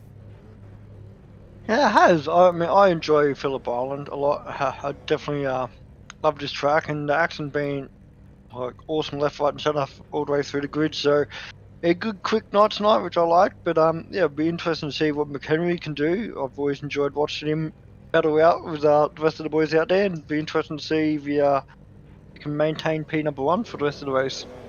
Jace Douglas put Dylan DeBono. Well, the lights are going to be coming on now. We've got 1, we've got 2, we got 3, we got 4, we've got 5, and we are green here in Phillip Island. McHenry does make the run at the beginning with Dan Byrne and Mark Turner in there.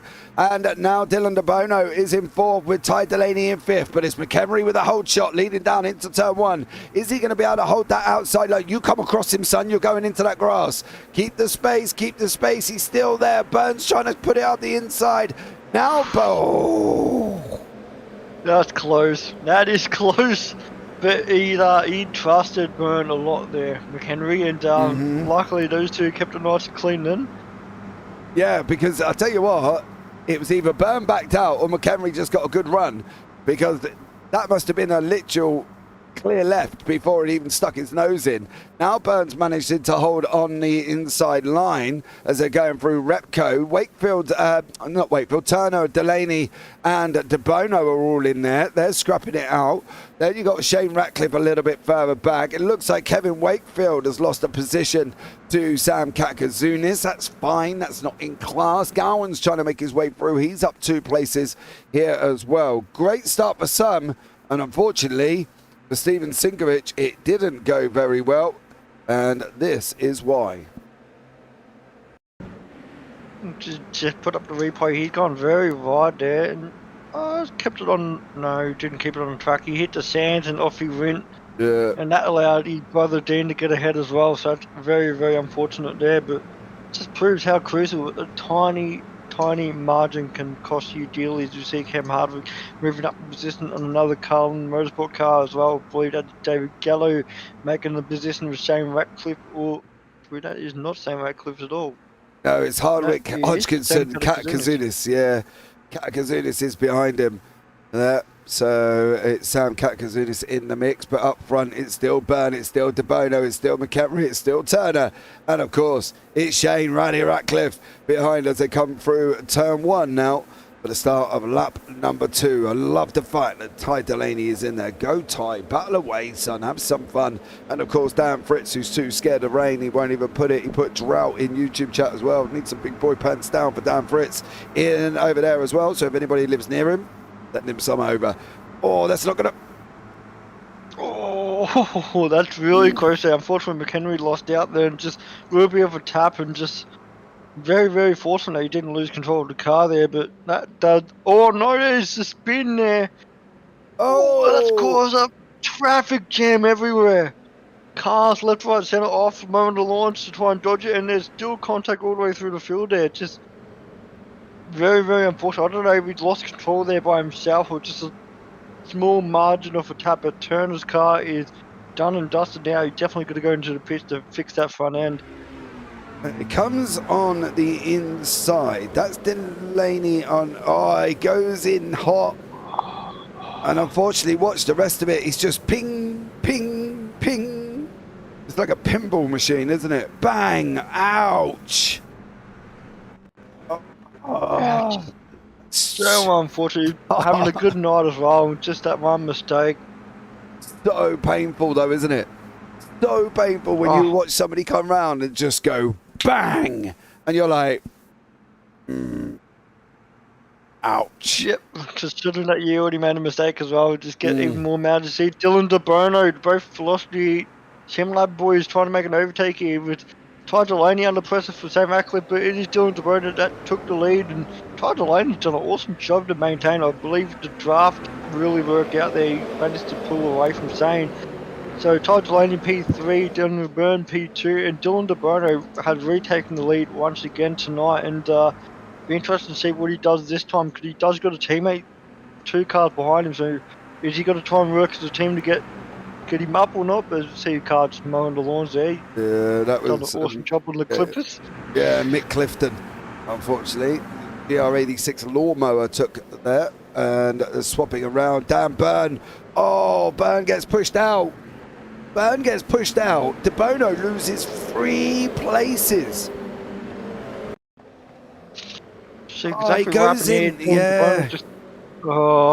They got linked together, didn't they? And DeBono did the right thing, didn't keep going with the accelerator. He held off and just let them go through. And unfortunately, you can see on the replay, he just gets linked with Byrne, then he lifts off to try and get them both straight again, and then unfortunately everybody else has gone through. So yeah, for De Bono at the moment and Byrne, they're down from Kant, Delaney, and Shane Ratcliffe looking for his second win of the evening. Yeah, it's very unfortunate, but the best thing about it, they're still within the pack, the battle for P number 1. We did see the battle pack in heat number 1 and heat number 2 that the position changed left, right and centre. So yeah, this could be 1, 2, 3, 4, 5 at the moment.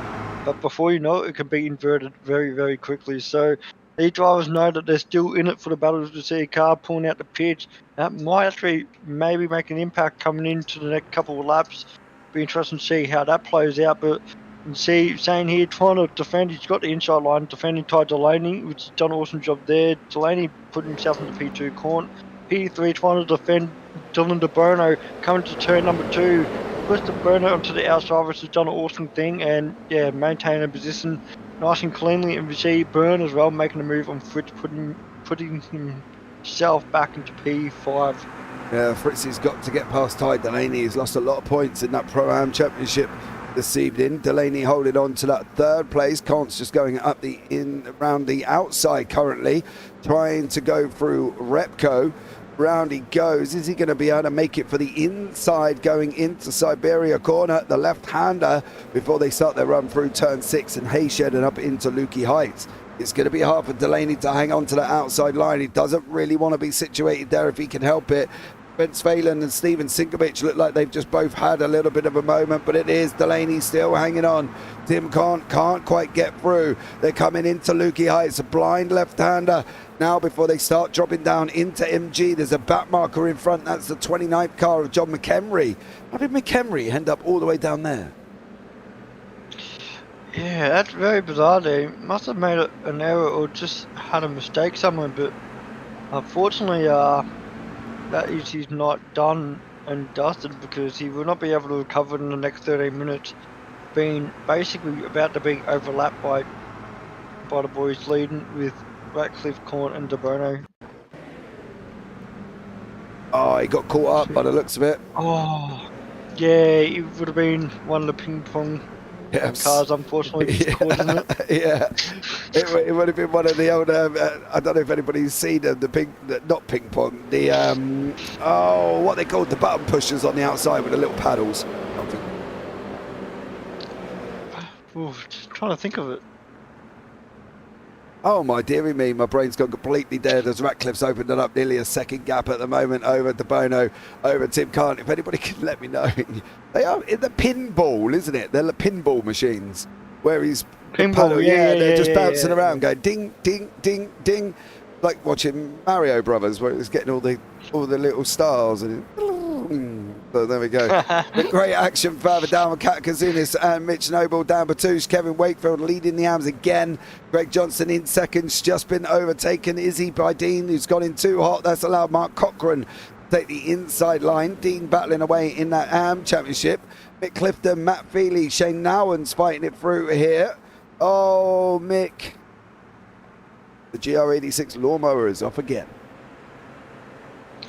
Yeah, it looks like he very unfortunate there, but you see Dylan De Bono got in front of Tim Corn. He's defending with all his might, just trying to back him up. I believe he's trying to get Shane double victory tonight. He's done a real good job recovering after the heat number 2's mistake. But yeah, it's a lot of pressure with Corn and Byrne, P3 and P4. Ty Delaney's still in the battle pack as well, so they're trying their best to push, but De Bono's doing a good job keeping them behind at the moment.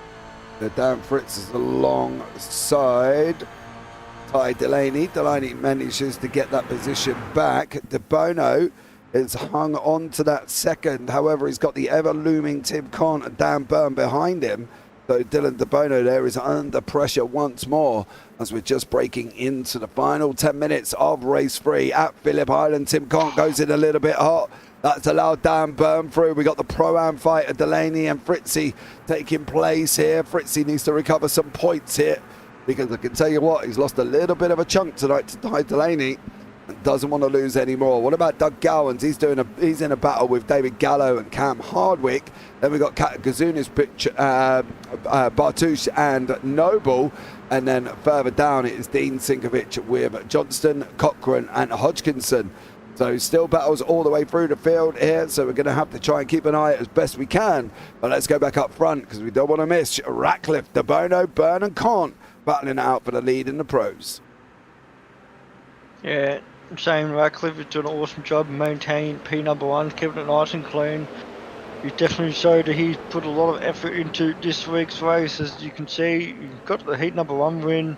Fortunately, a bit of a mistake in heat number 2. He had to work his way back up the field and just to recover back into P1 for heat number 3. He's done an awesome job and put himself in the right position at the right time in heat number 3. But he does got his teammate behind him in Dylan De Bono. With Byrne as well, he's a very, very hungry man, Byrne. He doesn't want to let these Velocity SimLab drivers take another victory. We did see a clean sweep last week with Dylan De Bono taking all 3. Tonight, if Zane does win or Dylan, it would be 2 wins. So he definitely wants to take a cookie away from them and get a ring for his team tonight. Definitely does. Definitely does. But let's see how it keeps going. Is Ratcliffe going to hold on though with De Bono and Byrne? The thing is, in front of Ratcliffe at the moment is that's a back marker there. I believe that is still, is that 19th place? I think that's might be so. Is it McHenry in front? I think it is, isn't it? There. Yeah, very confident that is McHenry that is out in front of him. Yeah, he is. Henry behind him, in front of them. So he's going to try and make a choice here. De Bono is closing up on Ratcliffe. You can see Delaney and Fritz battling that out. Wakefield's opened up 3.7. He's left Sinkovic and Johnson to battle it down in the AMS. So great little battles resuming. 8 minutes to go on the clock. 8 minutes here. And Jace Douglas has put Dylan De Bono as his winner. I don't know, Ratcliffe's looking a bit feisty here tonight. And I reckon he's got it in the bag to go and take the second win of the evening. Yeah, he definitely looks very comfortable out there. He's not making any errors at the moment, but John McHenry now is being approached by the leader of St. Ratcliffe, so obviously this will allow him to have a bit of a draft, and I believe that McHenry will do the gentleman agreement and pull to the side to allow these boys to battle out for P1, but unfortunately that allows Byrne to make a bit of a move into Bono here. It looks like Ratcliffe trying to get the draft from McHenry. Getting closer. Oh, lift. Interesting to or see do what something. he does here. He's getting close. Yeah, he's going to lift on the outside. Oh, he's not. He's forcing him maybe on. not. Come on. You just let it straight. Oh. There we go. Now he pulls out in the second corner. Yeah, but he's put himself on the he's grass. Done the right thing, but unfortunately, one corner too late there, and yeah, mowing the grass at the moment. Thankfully didn't interfere too much with the boys, but that did allow the 2 drivers to catch up to Zane though. Yeah, he's still running. The thing is, he's still trying to hold the outside line. I don't get it. I don't get that. I'm not going on my little blue flag rant, but that just drives me crazy. Especially when there was a straight there to allow him to go through cleanly, especially as he's not actually fighting anybody. He's 10 seconds away from Marty Walker, and it's probably best at this moment in time we move on with De Bono and Byrne, as they're coming side by side here. We don't want to end up getting myself into trouble.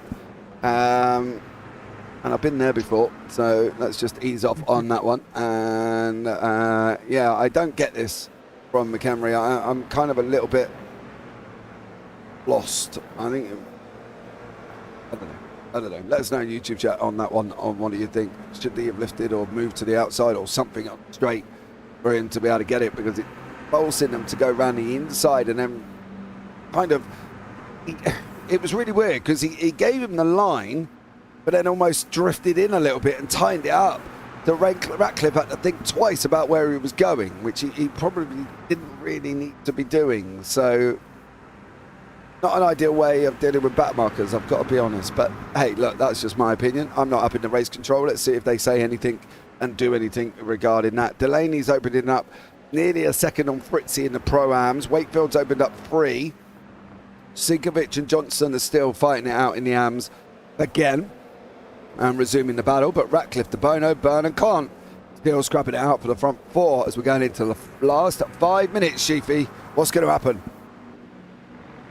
It's going to be a game of patience here. You know, 5 minutes to go. The draft is going to be very crucial to get into the right position. Unfortunately, Byrne got a lot on his plate because he does got 2 velocity drivers ahead. So he knows for sure that Dylan De Bono will do anything he can to help defend his teammates' lead. As you see, it's Byrne just thinking about the outside there, but Dylan's a little bit too quick on the exit there. So I think what he's trying to do is just put a lot of pressure on Dylan, hoping that he makes a mistake so he can get past and get back onto the back of Shane and put the pressure and omen on him to take the lead. So as you see, Dylan's just trying to make sure he gets enough room away from Shane so they can't do double draft onto the main straight and lose P1.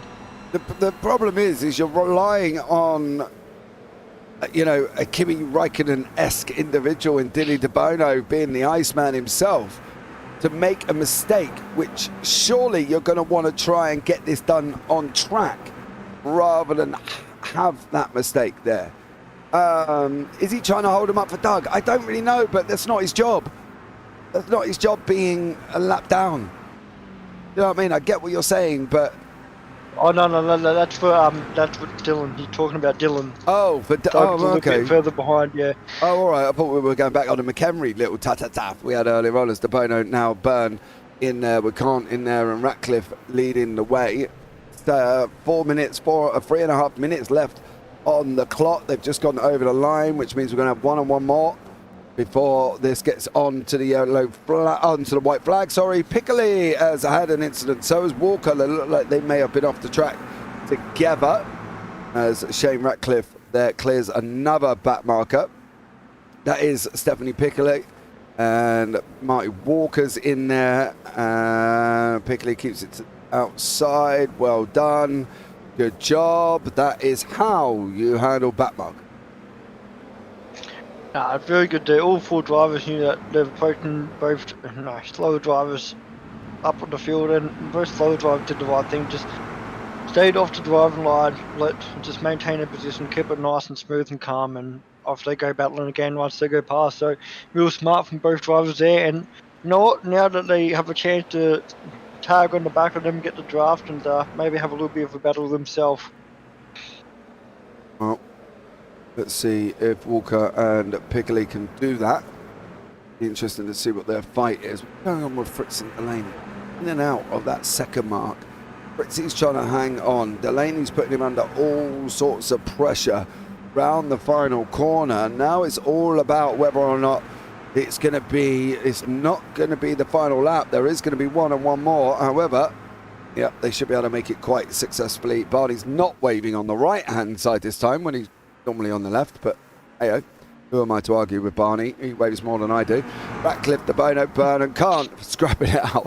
That's true, Sheafy, isn't it? Let's be real. Absolutely. No, this is a good battle. We're keeping it nice and clean and tight. You know, these 2 drivers here between De Bono and Ratcliffe being able to work as a team. You know, they can communicate with each other. Unfortunately for Byrne and Kant, they're trying to work as a team as well, but they can't really send direct messages between each other. You know, they are from different, driving teams, but they are working together, trying to pull the Velocity boys, closer and closer. But see, doing that, he's pushing Shane, maintain a certain gap between the cars behind him. But unfortunately, it looks like the Byrne done an awesome job, and it's going to put a lot of pressure on these 2 drivers on the last lap once Barney is waving the white flag. It's going to be doing it. It's going to be waving it this time around is Barney. There. So as these guys coming off through Hayshed up into Lukey Heights, Kant's dropped back just a little bit. Delaney and Fritzy still going at it. I believe that's the back marker of Sam Katakazunis. As Delaney has used Katakazunis. It's not Katakazunis actually. There's another Velocity SimLab driver. Who is that? Delaney there. That would be Walker, the back marker. Ah, yes, Mr. Marty Walker. So Ratcliffe, De Bono, final time round at the final corner. Barney should be waving. Not entirely sure where he's gone this time. On the right-hand side, he's waving this time. He's waving, there he is. But De Bono now pushing Ratcliffe along. Oh, Ratcliffe, you've opened up the inside line. How would you do? Close it off, close it off, close it off. Did manage to close it off, but can he hold on? That's going to be the question, Sheepy. One more lap for Shane Ratcliffe. Yeah, it's going to be real tight between these guys. And CH31 making a little bit of a gap as well for Fritchie for the lead as well. So he's done a real good job tonight, the young gun. But you see here, two Velocity boys working as a team. Dylan trying to bump around Ratcliffe as much as possible just to give him a bit more speed to try and make the gap between himself and Burn a bit bigger without losing P number 1 and P number 2. But put the replay on and see exactly what happened here. I got asked in YouTube chat, did Gowans make a mistake? And I couldn't find it, but now I have, and he's gone round. No. Unfortunately for Gowans, and that is what happens there, Matthew, as well. Sorry, we did not pick up on that one a little bit earlier on, but Gowans has gone round. This is Ratcliffe's opportunities are going up through the Hayshed into Lukey Heights once more. Byrne is now battling away with De Bono, but I've got a funny feeling in race 3 in the pros, it looks like if Ratcliffe, don't leave the door open, don't leave the... Yeah, I think he's not too stressed about his teammate. I think his teammate is allowing him to take the lead. I think he's doing all the defending himself, so just trying to shut the door on Byrne instead. So try not to give him the double draft. As you see, just coming around the last corner now. Ratcliffe is in the lead. Definitely got a good gap between himself and Dylan De Bono for P number 1 as we come across the finish line. Looks like Byrne is trying to make a move on De Bono, and De Bono pushed insane across the finish line, but that is a 1-2-3 for Ratcliffe, De Bono and Byrne. Fritzy and Delaney. It is going to be Fritzy. He gets him at the end. Oh, that was so close. Oh, very unfortunate there for Ty Delaney there. This must have been a small little mistake coming out of the last corner that allowed Fritzy to get a real good run here. But you see, the Sinkovic is in front as well, going across the finish line now. He's done an awesome job there. Schaefer tried to put a lot of pressure on. Same thing with Johnston as well, but unfortunately not enough. Yeah. Oh, sorry, that wasn't Schaefer. That was Ryan Everidge actually that went across the finish line then. Do you know the thing about that? I've got Wakefield down as winning all 3 races this evening. Yeah, I believe you are correct on that one. He did drive really well tonight. He's 14, 13, and 13. Very consistent, actually, with that. He's almost made a triple 13 position finish, but he should be very, very proud of that. Yeah, look, we're just waiting for the last couple to come over the line. This would be Shane Nowens and Steven Sinkovic. There they are. Then we will bring you up the results of these guys, what happened in the feature. Let's have a quick look at the final results. It is Shane Ratcliffe. 2 wins in the evening for Shane. He takes first place. Then Dylan De Bono in second and Daniel Byrne in third. Byrne's got his second podium. De Bono's got his second podium. Tim Cant behind it in fourth. Then you got the winners in the Pro-Ams. It's Fritzy and Delaney.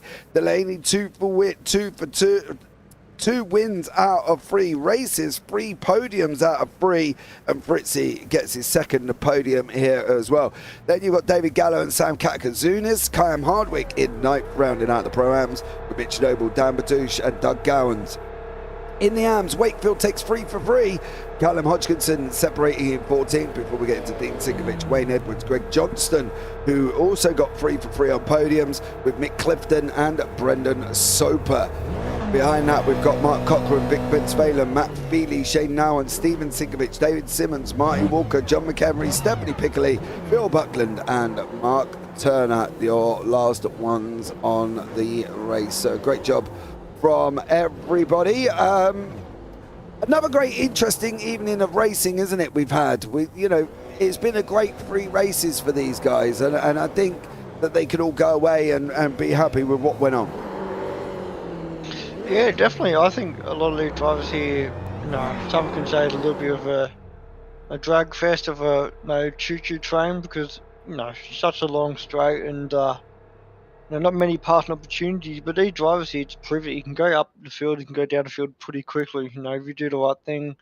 The battle was very awesome, A couple of different drivers, had different strategies. Shane and Dylan, they could work as a team, to maintain their position. But when Ty was, battling out with 4 other drivers in heat number 1, that was awesome to see the young gun just have a bit of fun and just keeping himself nice and composed, and also took out heat number 2 as well overall, which was awesome to see. Yeah, it was a great job. We'll see if we're going to get a couple of the drivers in for a chat. And the first man is going to come in for a chat is the man who got his solo win in race 3. He did get a podium in race 2, so technically he's got a gold and a bronze. Let's have a chat with the man himself, Mr. Fritz. Good evening, sir. How are you? I'm good. That was a intense final race between Ty and myself. It was great racing. Yeah, you got him on the line. Just about, did you? Yeah, by 0.03 of a second, according to the iRacing standings. Yeah, how was it out there though as well? Let's start off with race 1. A little bit of a rough one. Yeah, just fast areas and the slightest touch sends you. Sort of was the story of race 1 and 2. Yeah, but Dan, you did get a podium in race 2, buddy. Yeah, it wasn't through lack of trying to not. We'll put it that way. Well, listen. There was a lot of silly mistakes. Okay, so all right. Well, yeah, but let's go on the high. Listen, let's focus on the positives. Don't want to go on the negative. You still got a podium in race 2. You then went and got a win and snatched it right at the end. Okay, now you needed points because Ty Delaney had taken quite a chunk out of you in race 1. So you've got recovery. You should, by my calculations, and don't get me wrong, I'm not good at maths, so take this on a bit of a pinch of salt here, Dan. Should still be leading the way in the Pro-Am Championship as we're heading into the last 2 rounds at Fuji and Magny-Cours. Yeah, so I'm definitely away next week. So next week was my drop round. So it was more about damage limitation. I think because round 1 I only scored 90 points total. So yeah, it's a fun one. Going to be interesting. Do you think you can do it? We'll find out at Magny-Cours for sure. Do you know what? Why can't I get a yes or no, Dan? What does that mean? We'll find out at Magny-Cours. That's not positive or negative. It's on the fence.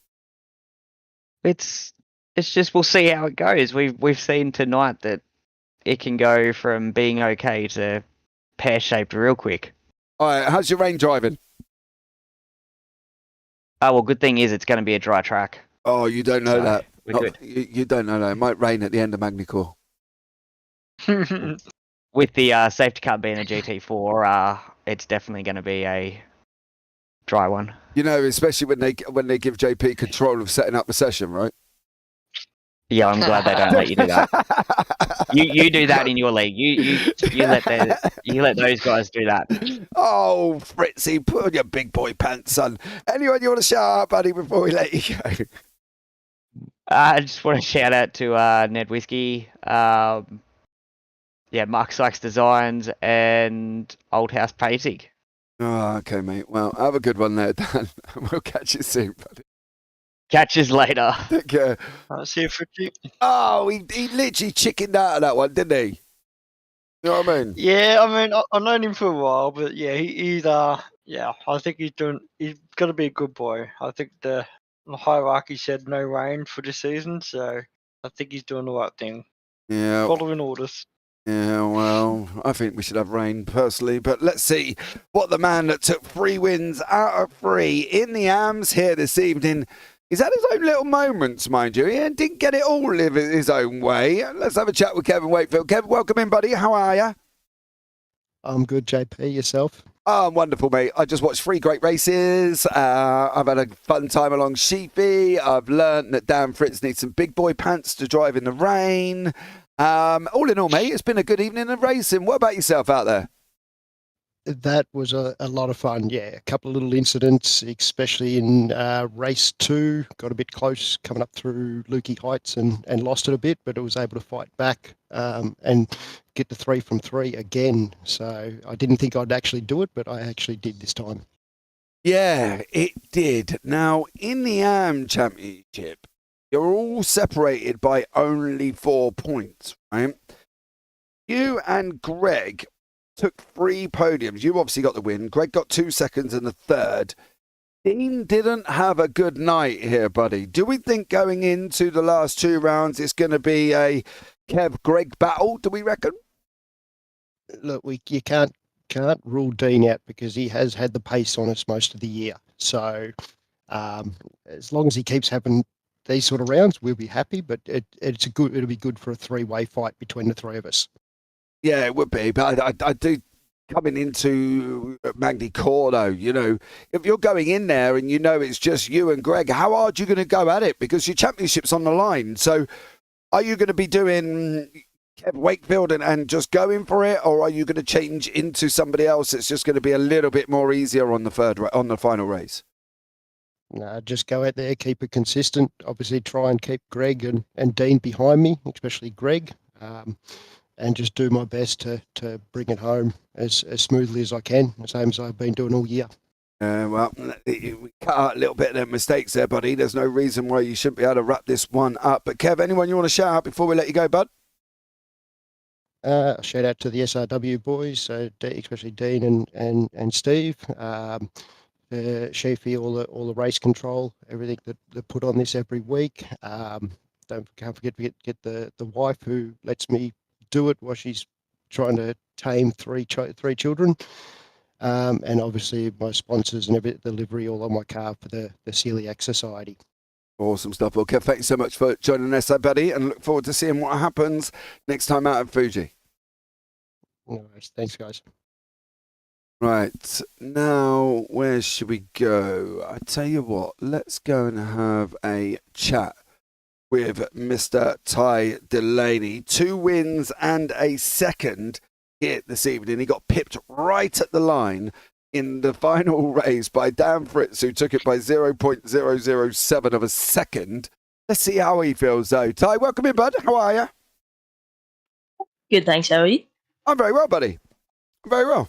I always am, mate, when I watch great racing, and you guys have definitely put it on here this evening as well. You got your I believe, if I'm not mistaken, was your first overall win, wasn't it, this evening? Yeah, definitely my first overall win. Pretty happy with that result, but yeah, there's always more to come, hopefully. Did you think you were going to get it, or did you think Dylan was going to snatch it at the end there? Honestly, I thought he was going to get it, but at the end, when I realised, probably like the third last corner, I realised, okay, I'm actually close enough to probably go for a sen, and then he was respectful enough to just let me have it, and which was pretty nice of him. He's always a nice driver to race against, and yeah, I was pretty thrilled to get that win. Yeah, you did. Nice little bump in the championship here this evening, isn't it, for you guys? Obviously, battling away in the Pro-Ams, you and Fritzy. You're taking some points out of Fritzy in race 1. You got more points out of him in race 2. He's just grabbed a couple in race 3. But where do you see yourself? Where do you think, right, Ty Delaney is going to be here after Magny Core? Honestly, no clue. I think I'm just going to try and race as hard as I can and then see where I am at the end of the season. But as far as I'm concerned now, I have no clue where I am in the championship. Okay, mate. Well, good luck, Ty, because I think you're doing an absolute wonderful job there, buddy. Anyone you want to shout out before we let you go?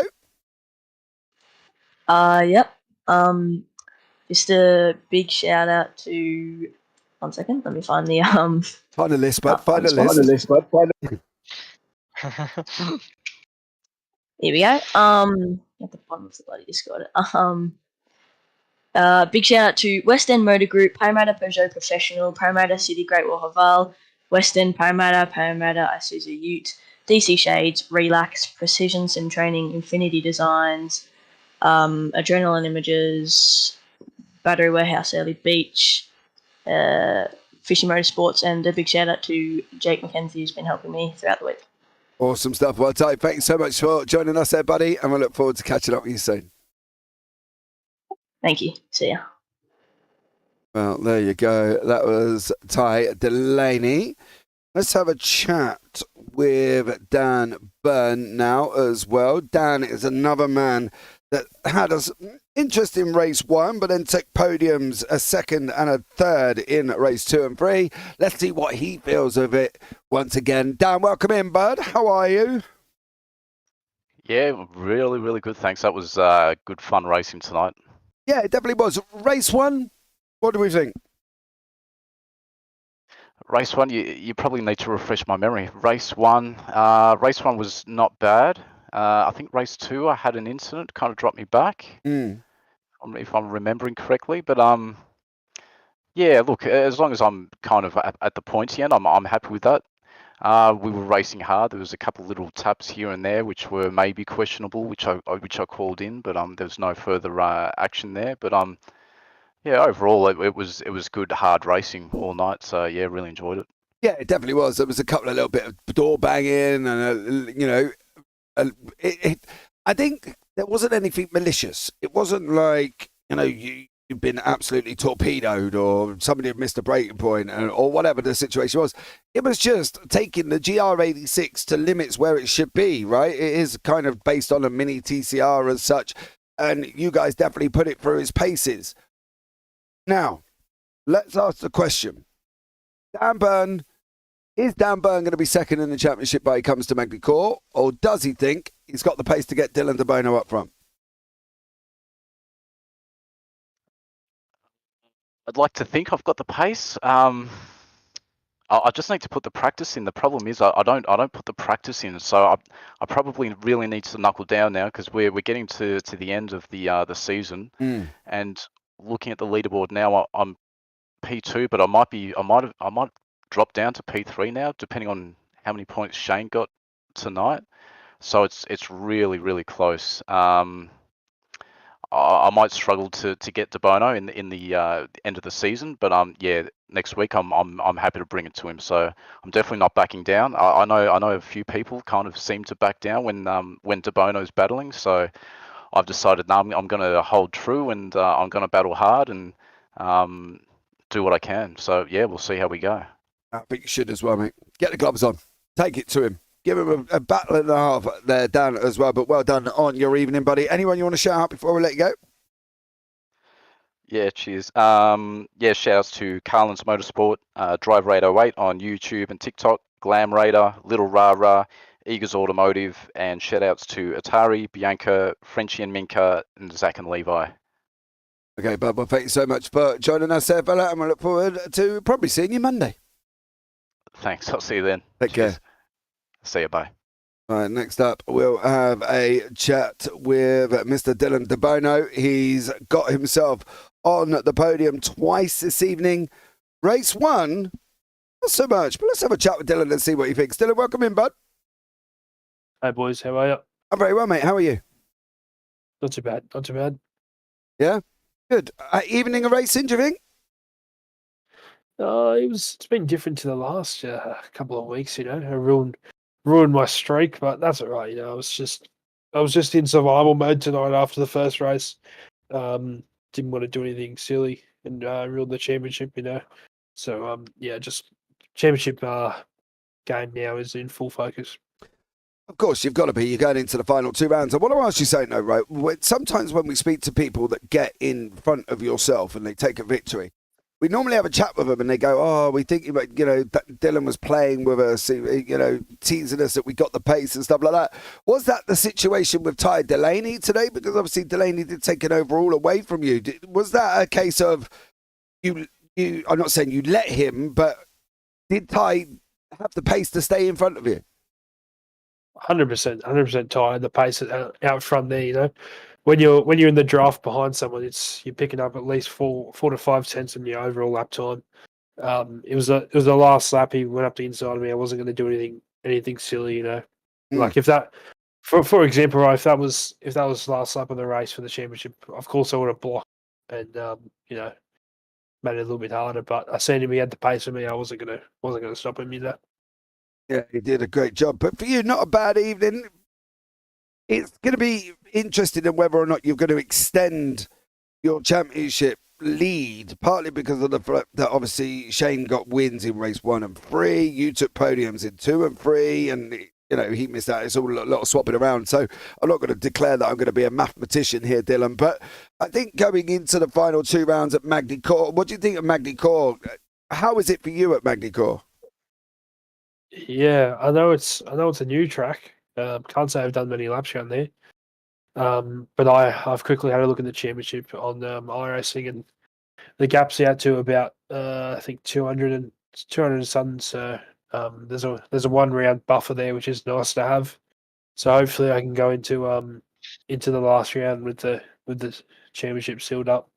Yeah, absolutely. Well done. You've done a great job so far there, buddy. Anyone you want to shout out before we let you go? Yeah, big thanks to the Velocity SimLab boys, week in, day out. They're always there running laps with us. You guys for putting on the stream, it's always good fun watching it. SRW for all the racing, and yeah, that's about it.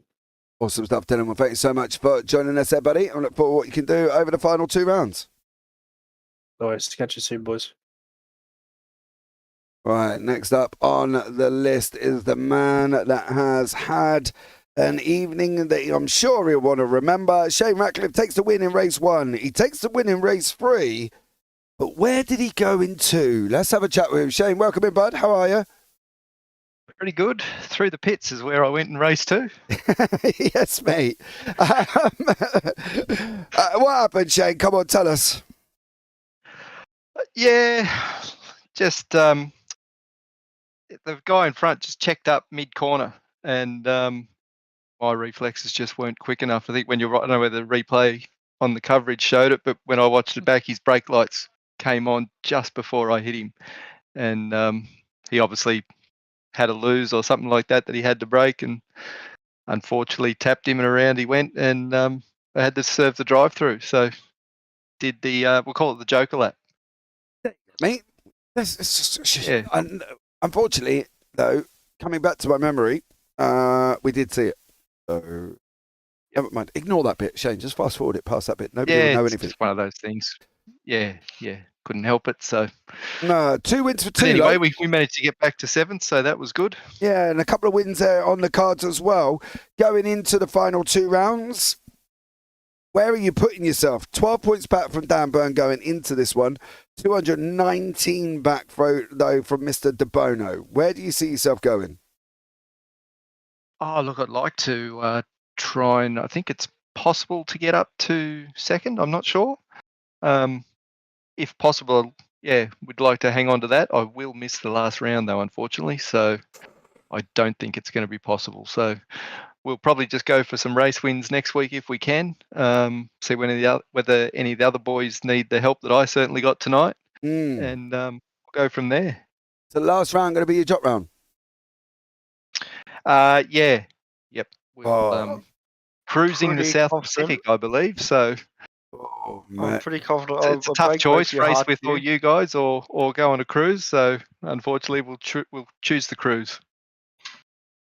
Yeah, I was going to say, I'm pretty sure round 9 will not be a drop round. The drop rounds include from round 1 to 8 from memory. Okay. So, Yes, that's probably definitely going to rule me out then, unfortunately. But in that case, we'll try and chalk up some wins or just enjoy next week for what comes. See, the cruise don't sound so good now, does it? No. Well, yeah, we've got a drinks package, so that's certainly. Oh, right, on you go, son. I'll pack your bags for you, mate. You know what I mean? You go off there, buddy. Shane, thank you so much. It's been a pleasure as always, dude. Anyone you want to shout out before we let you go? Yeah, I'd like to thank Velocity SimLab, Origin Digital Design, Hit a Race YouTube channel, Speed House, and definitely tonight all the Velocity boys, especially Doug and Dylan. I probably ruined their first race. I drove like a bit of a muppet in that one, but they certainly have my back to help me maintain the lead in the third. And I won't make that mistake again. The wife and kids. Good job. Good job. And you boys for a fantastic coverage too. You do a great job. But there you go. That was the best one, mate. That was the most important one. You know what I mean? Yep.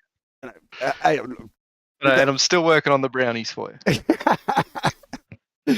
All right, Shane, you have a good one, bud. And look forward to seeing you get some wins next week, mate, because you're going to need them.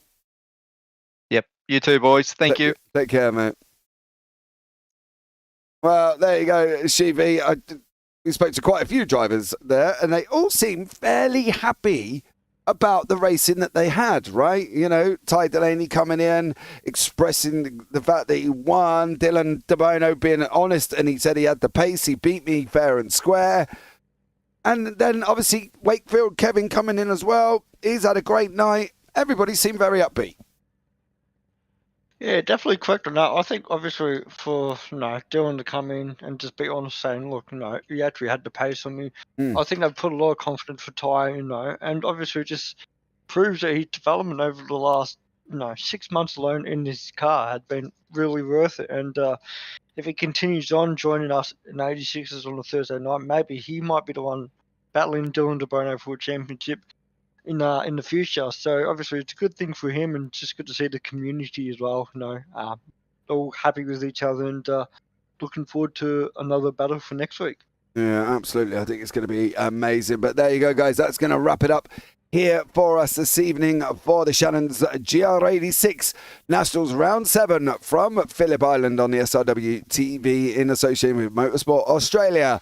So that's it here from ourselves. There's still more great action coming up on the SRWtv YouTube channel. Don't forget to subscribe, like, turn on the bells, do all that other fancy jazz.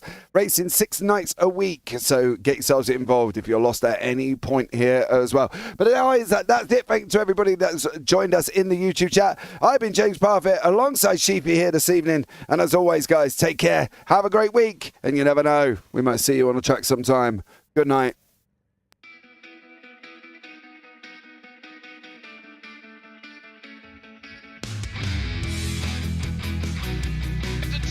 This is amazing. I was clash heads again. This is like Chaz Mostert and Cam Waters. Almost the same situation. Better contact going down the hill. Sam Noble wants to snip on Dave Coleman now. Sam Noble bottle right now because, tell you what, Bruce Tanak and Jamie Dyke just absolutely drove away from us.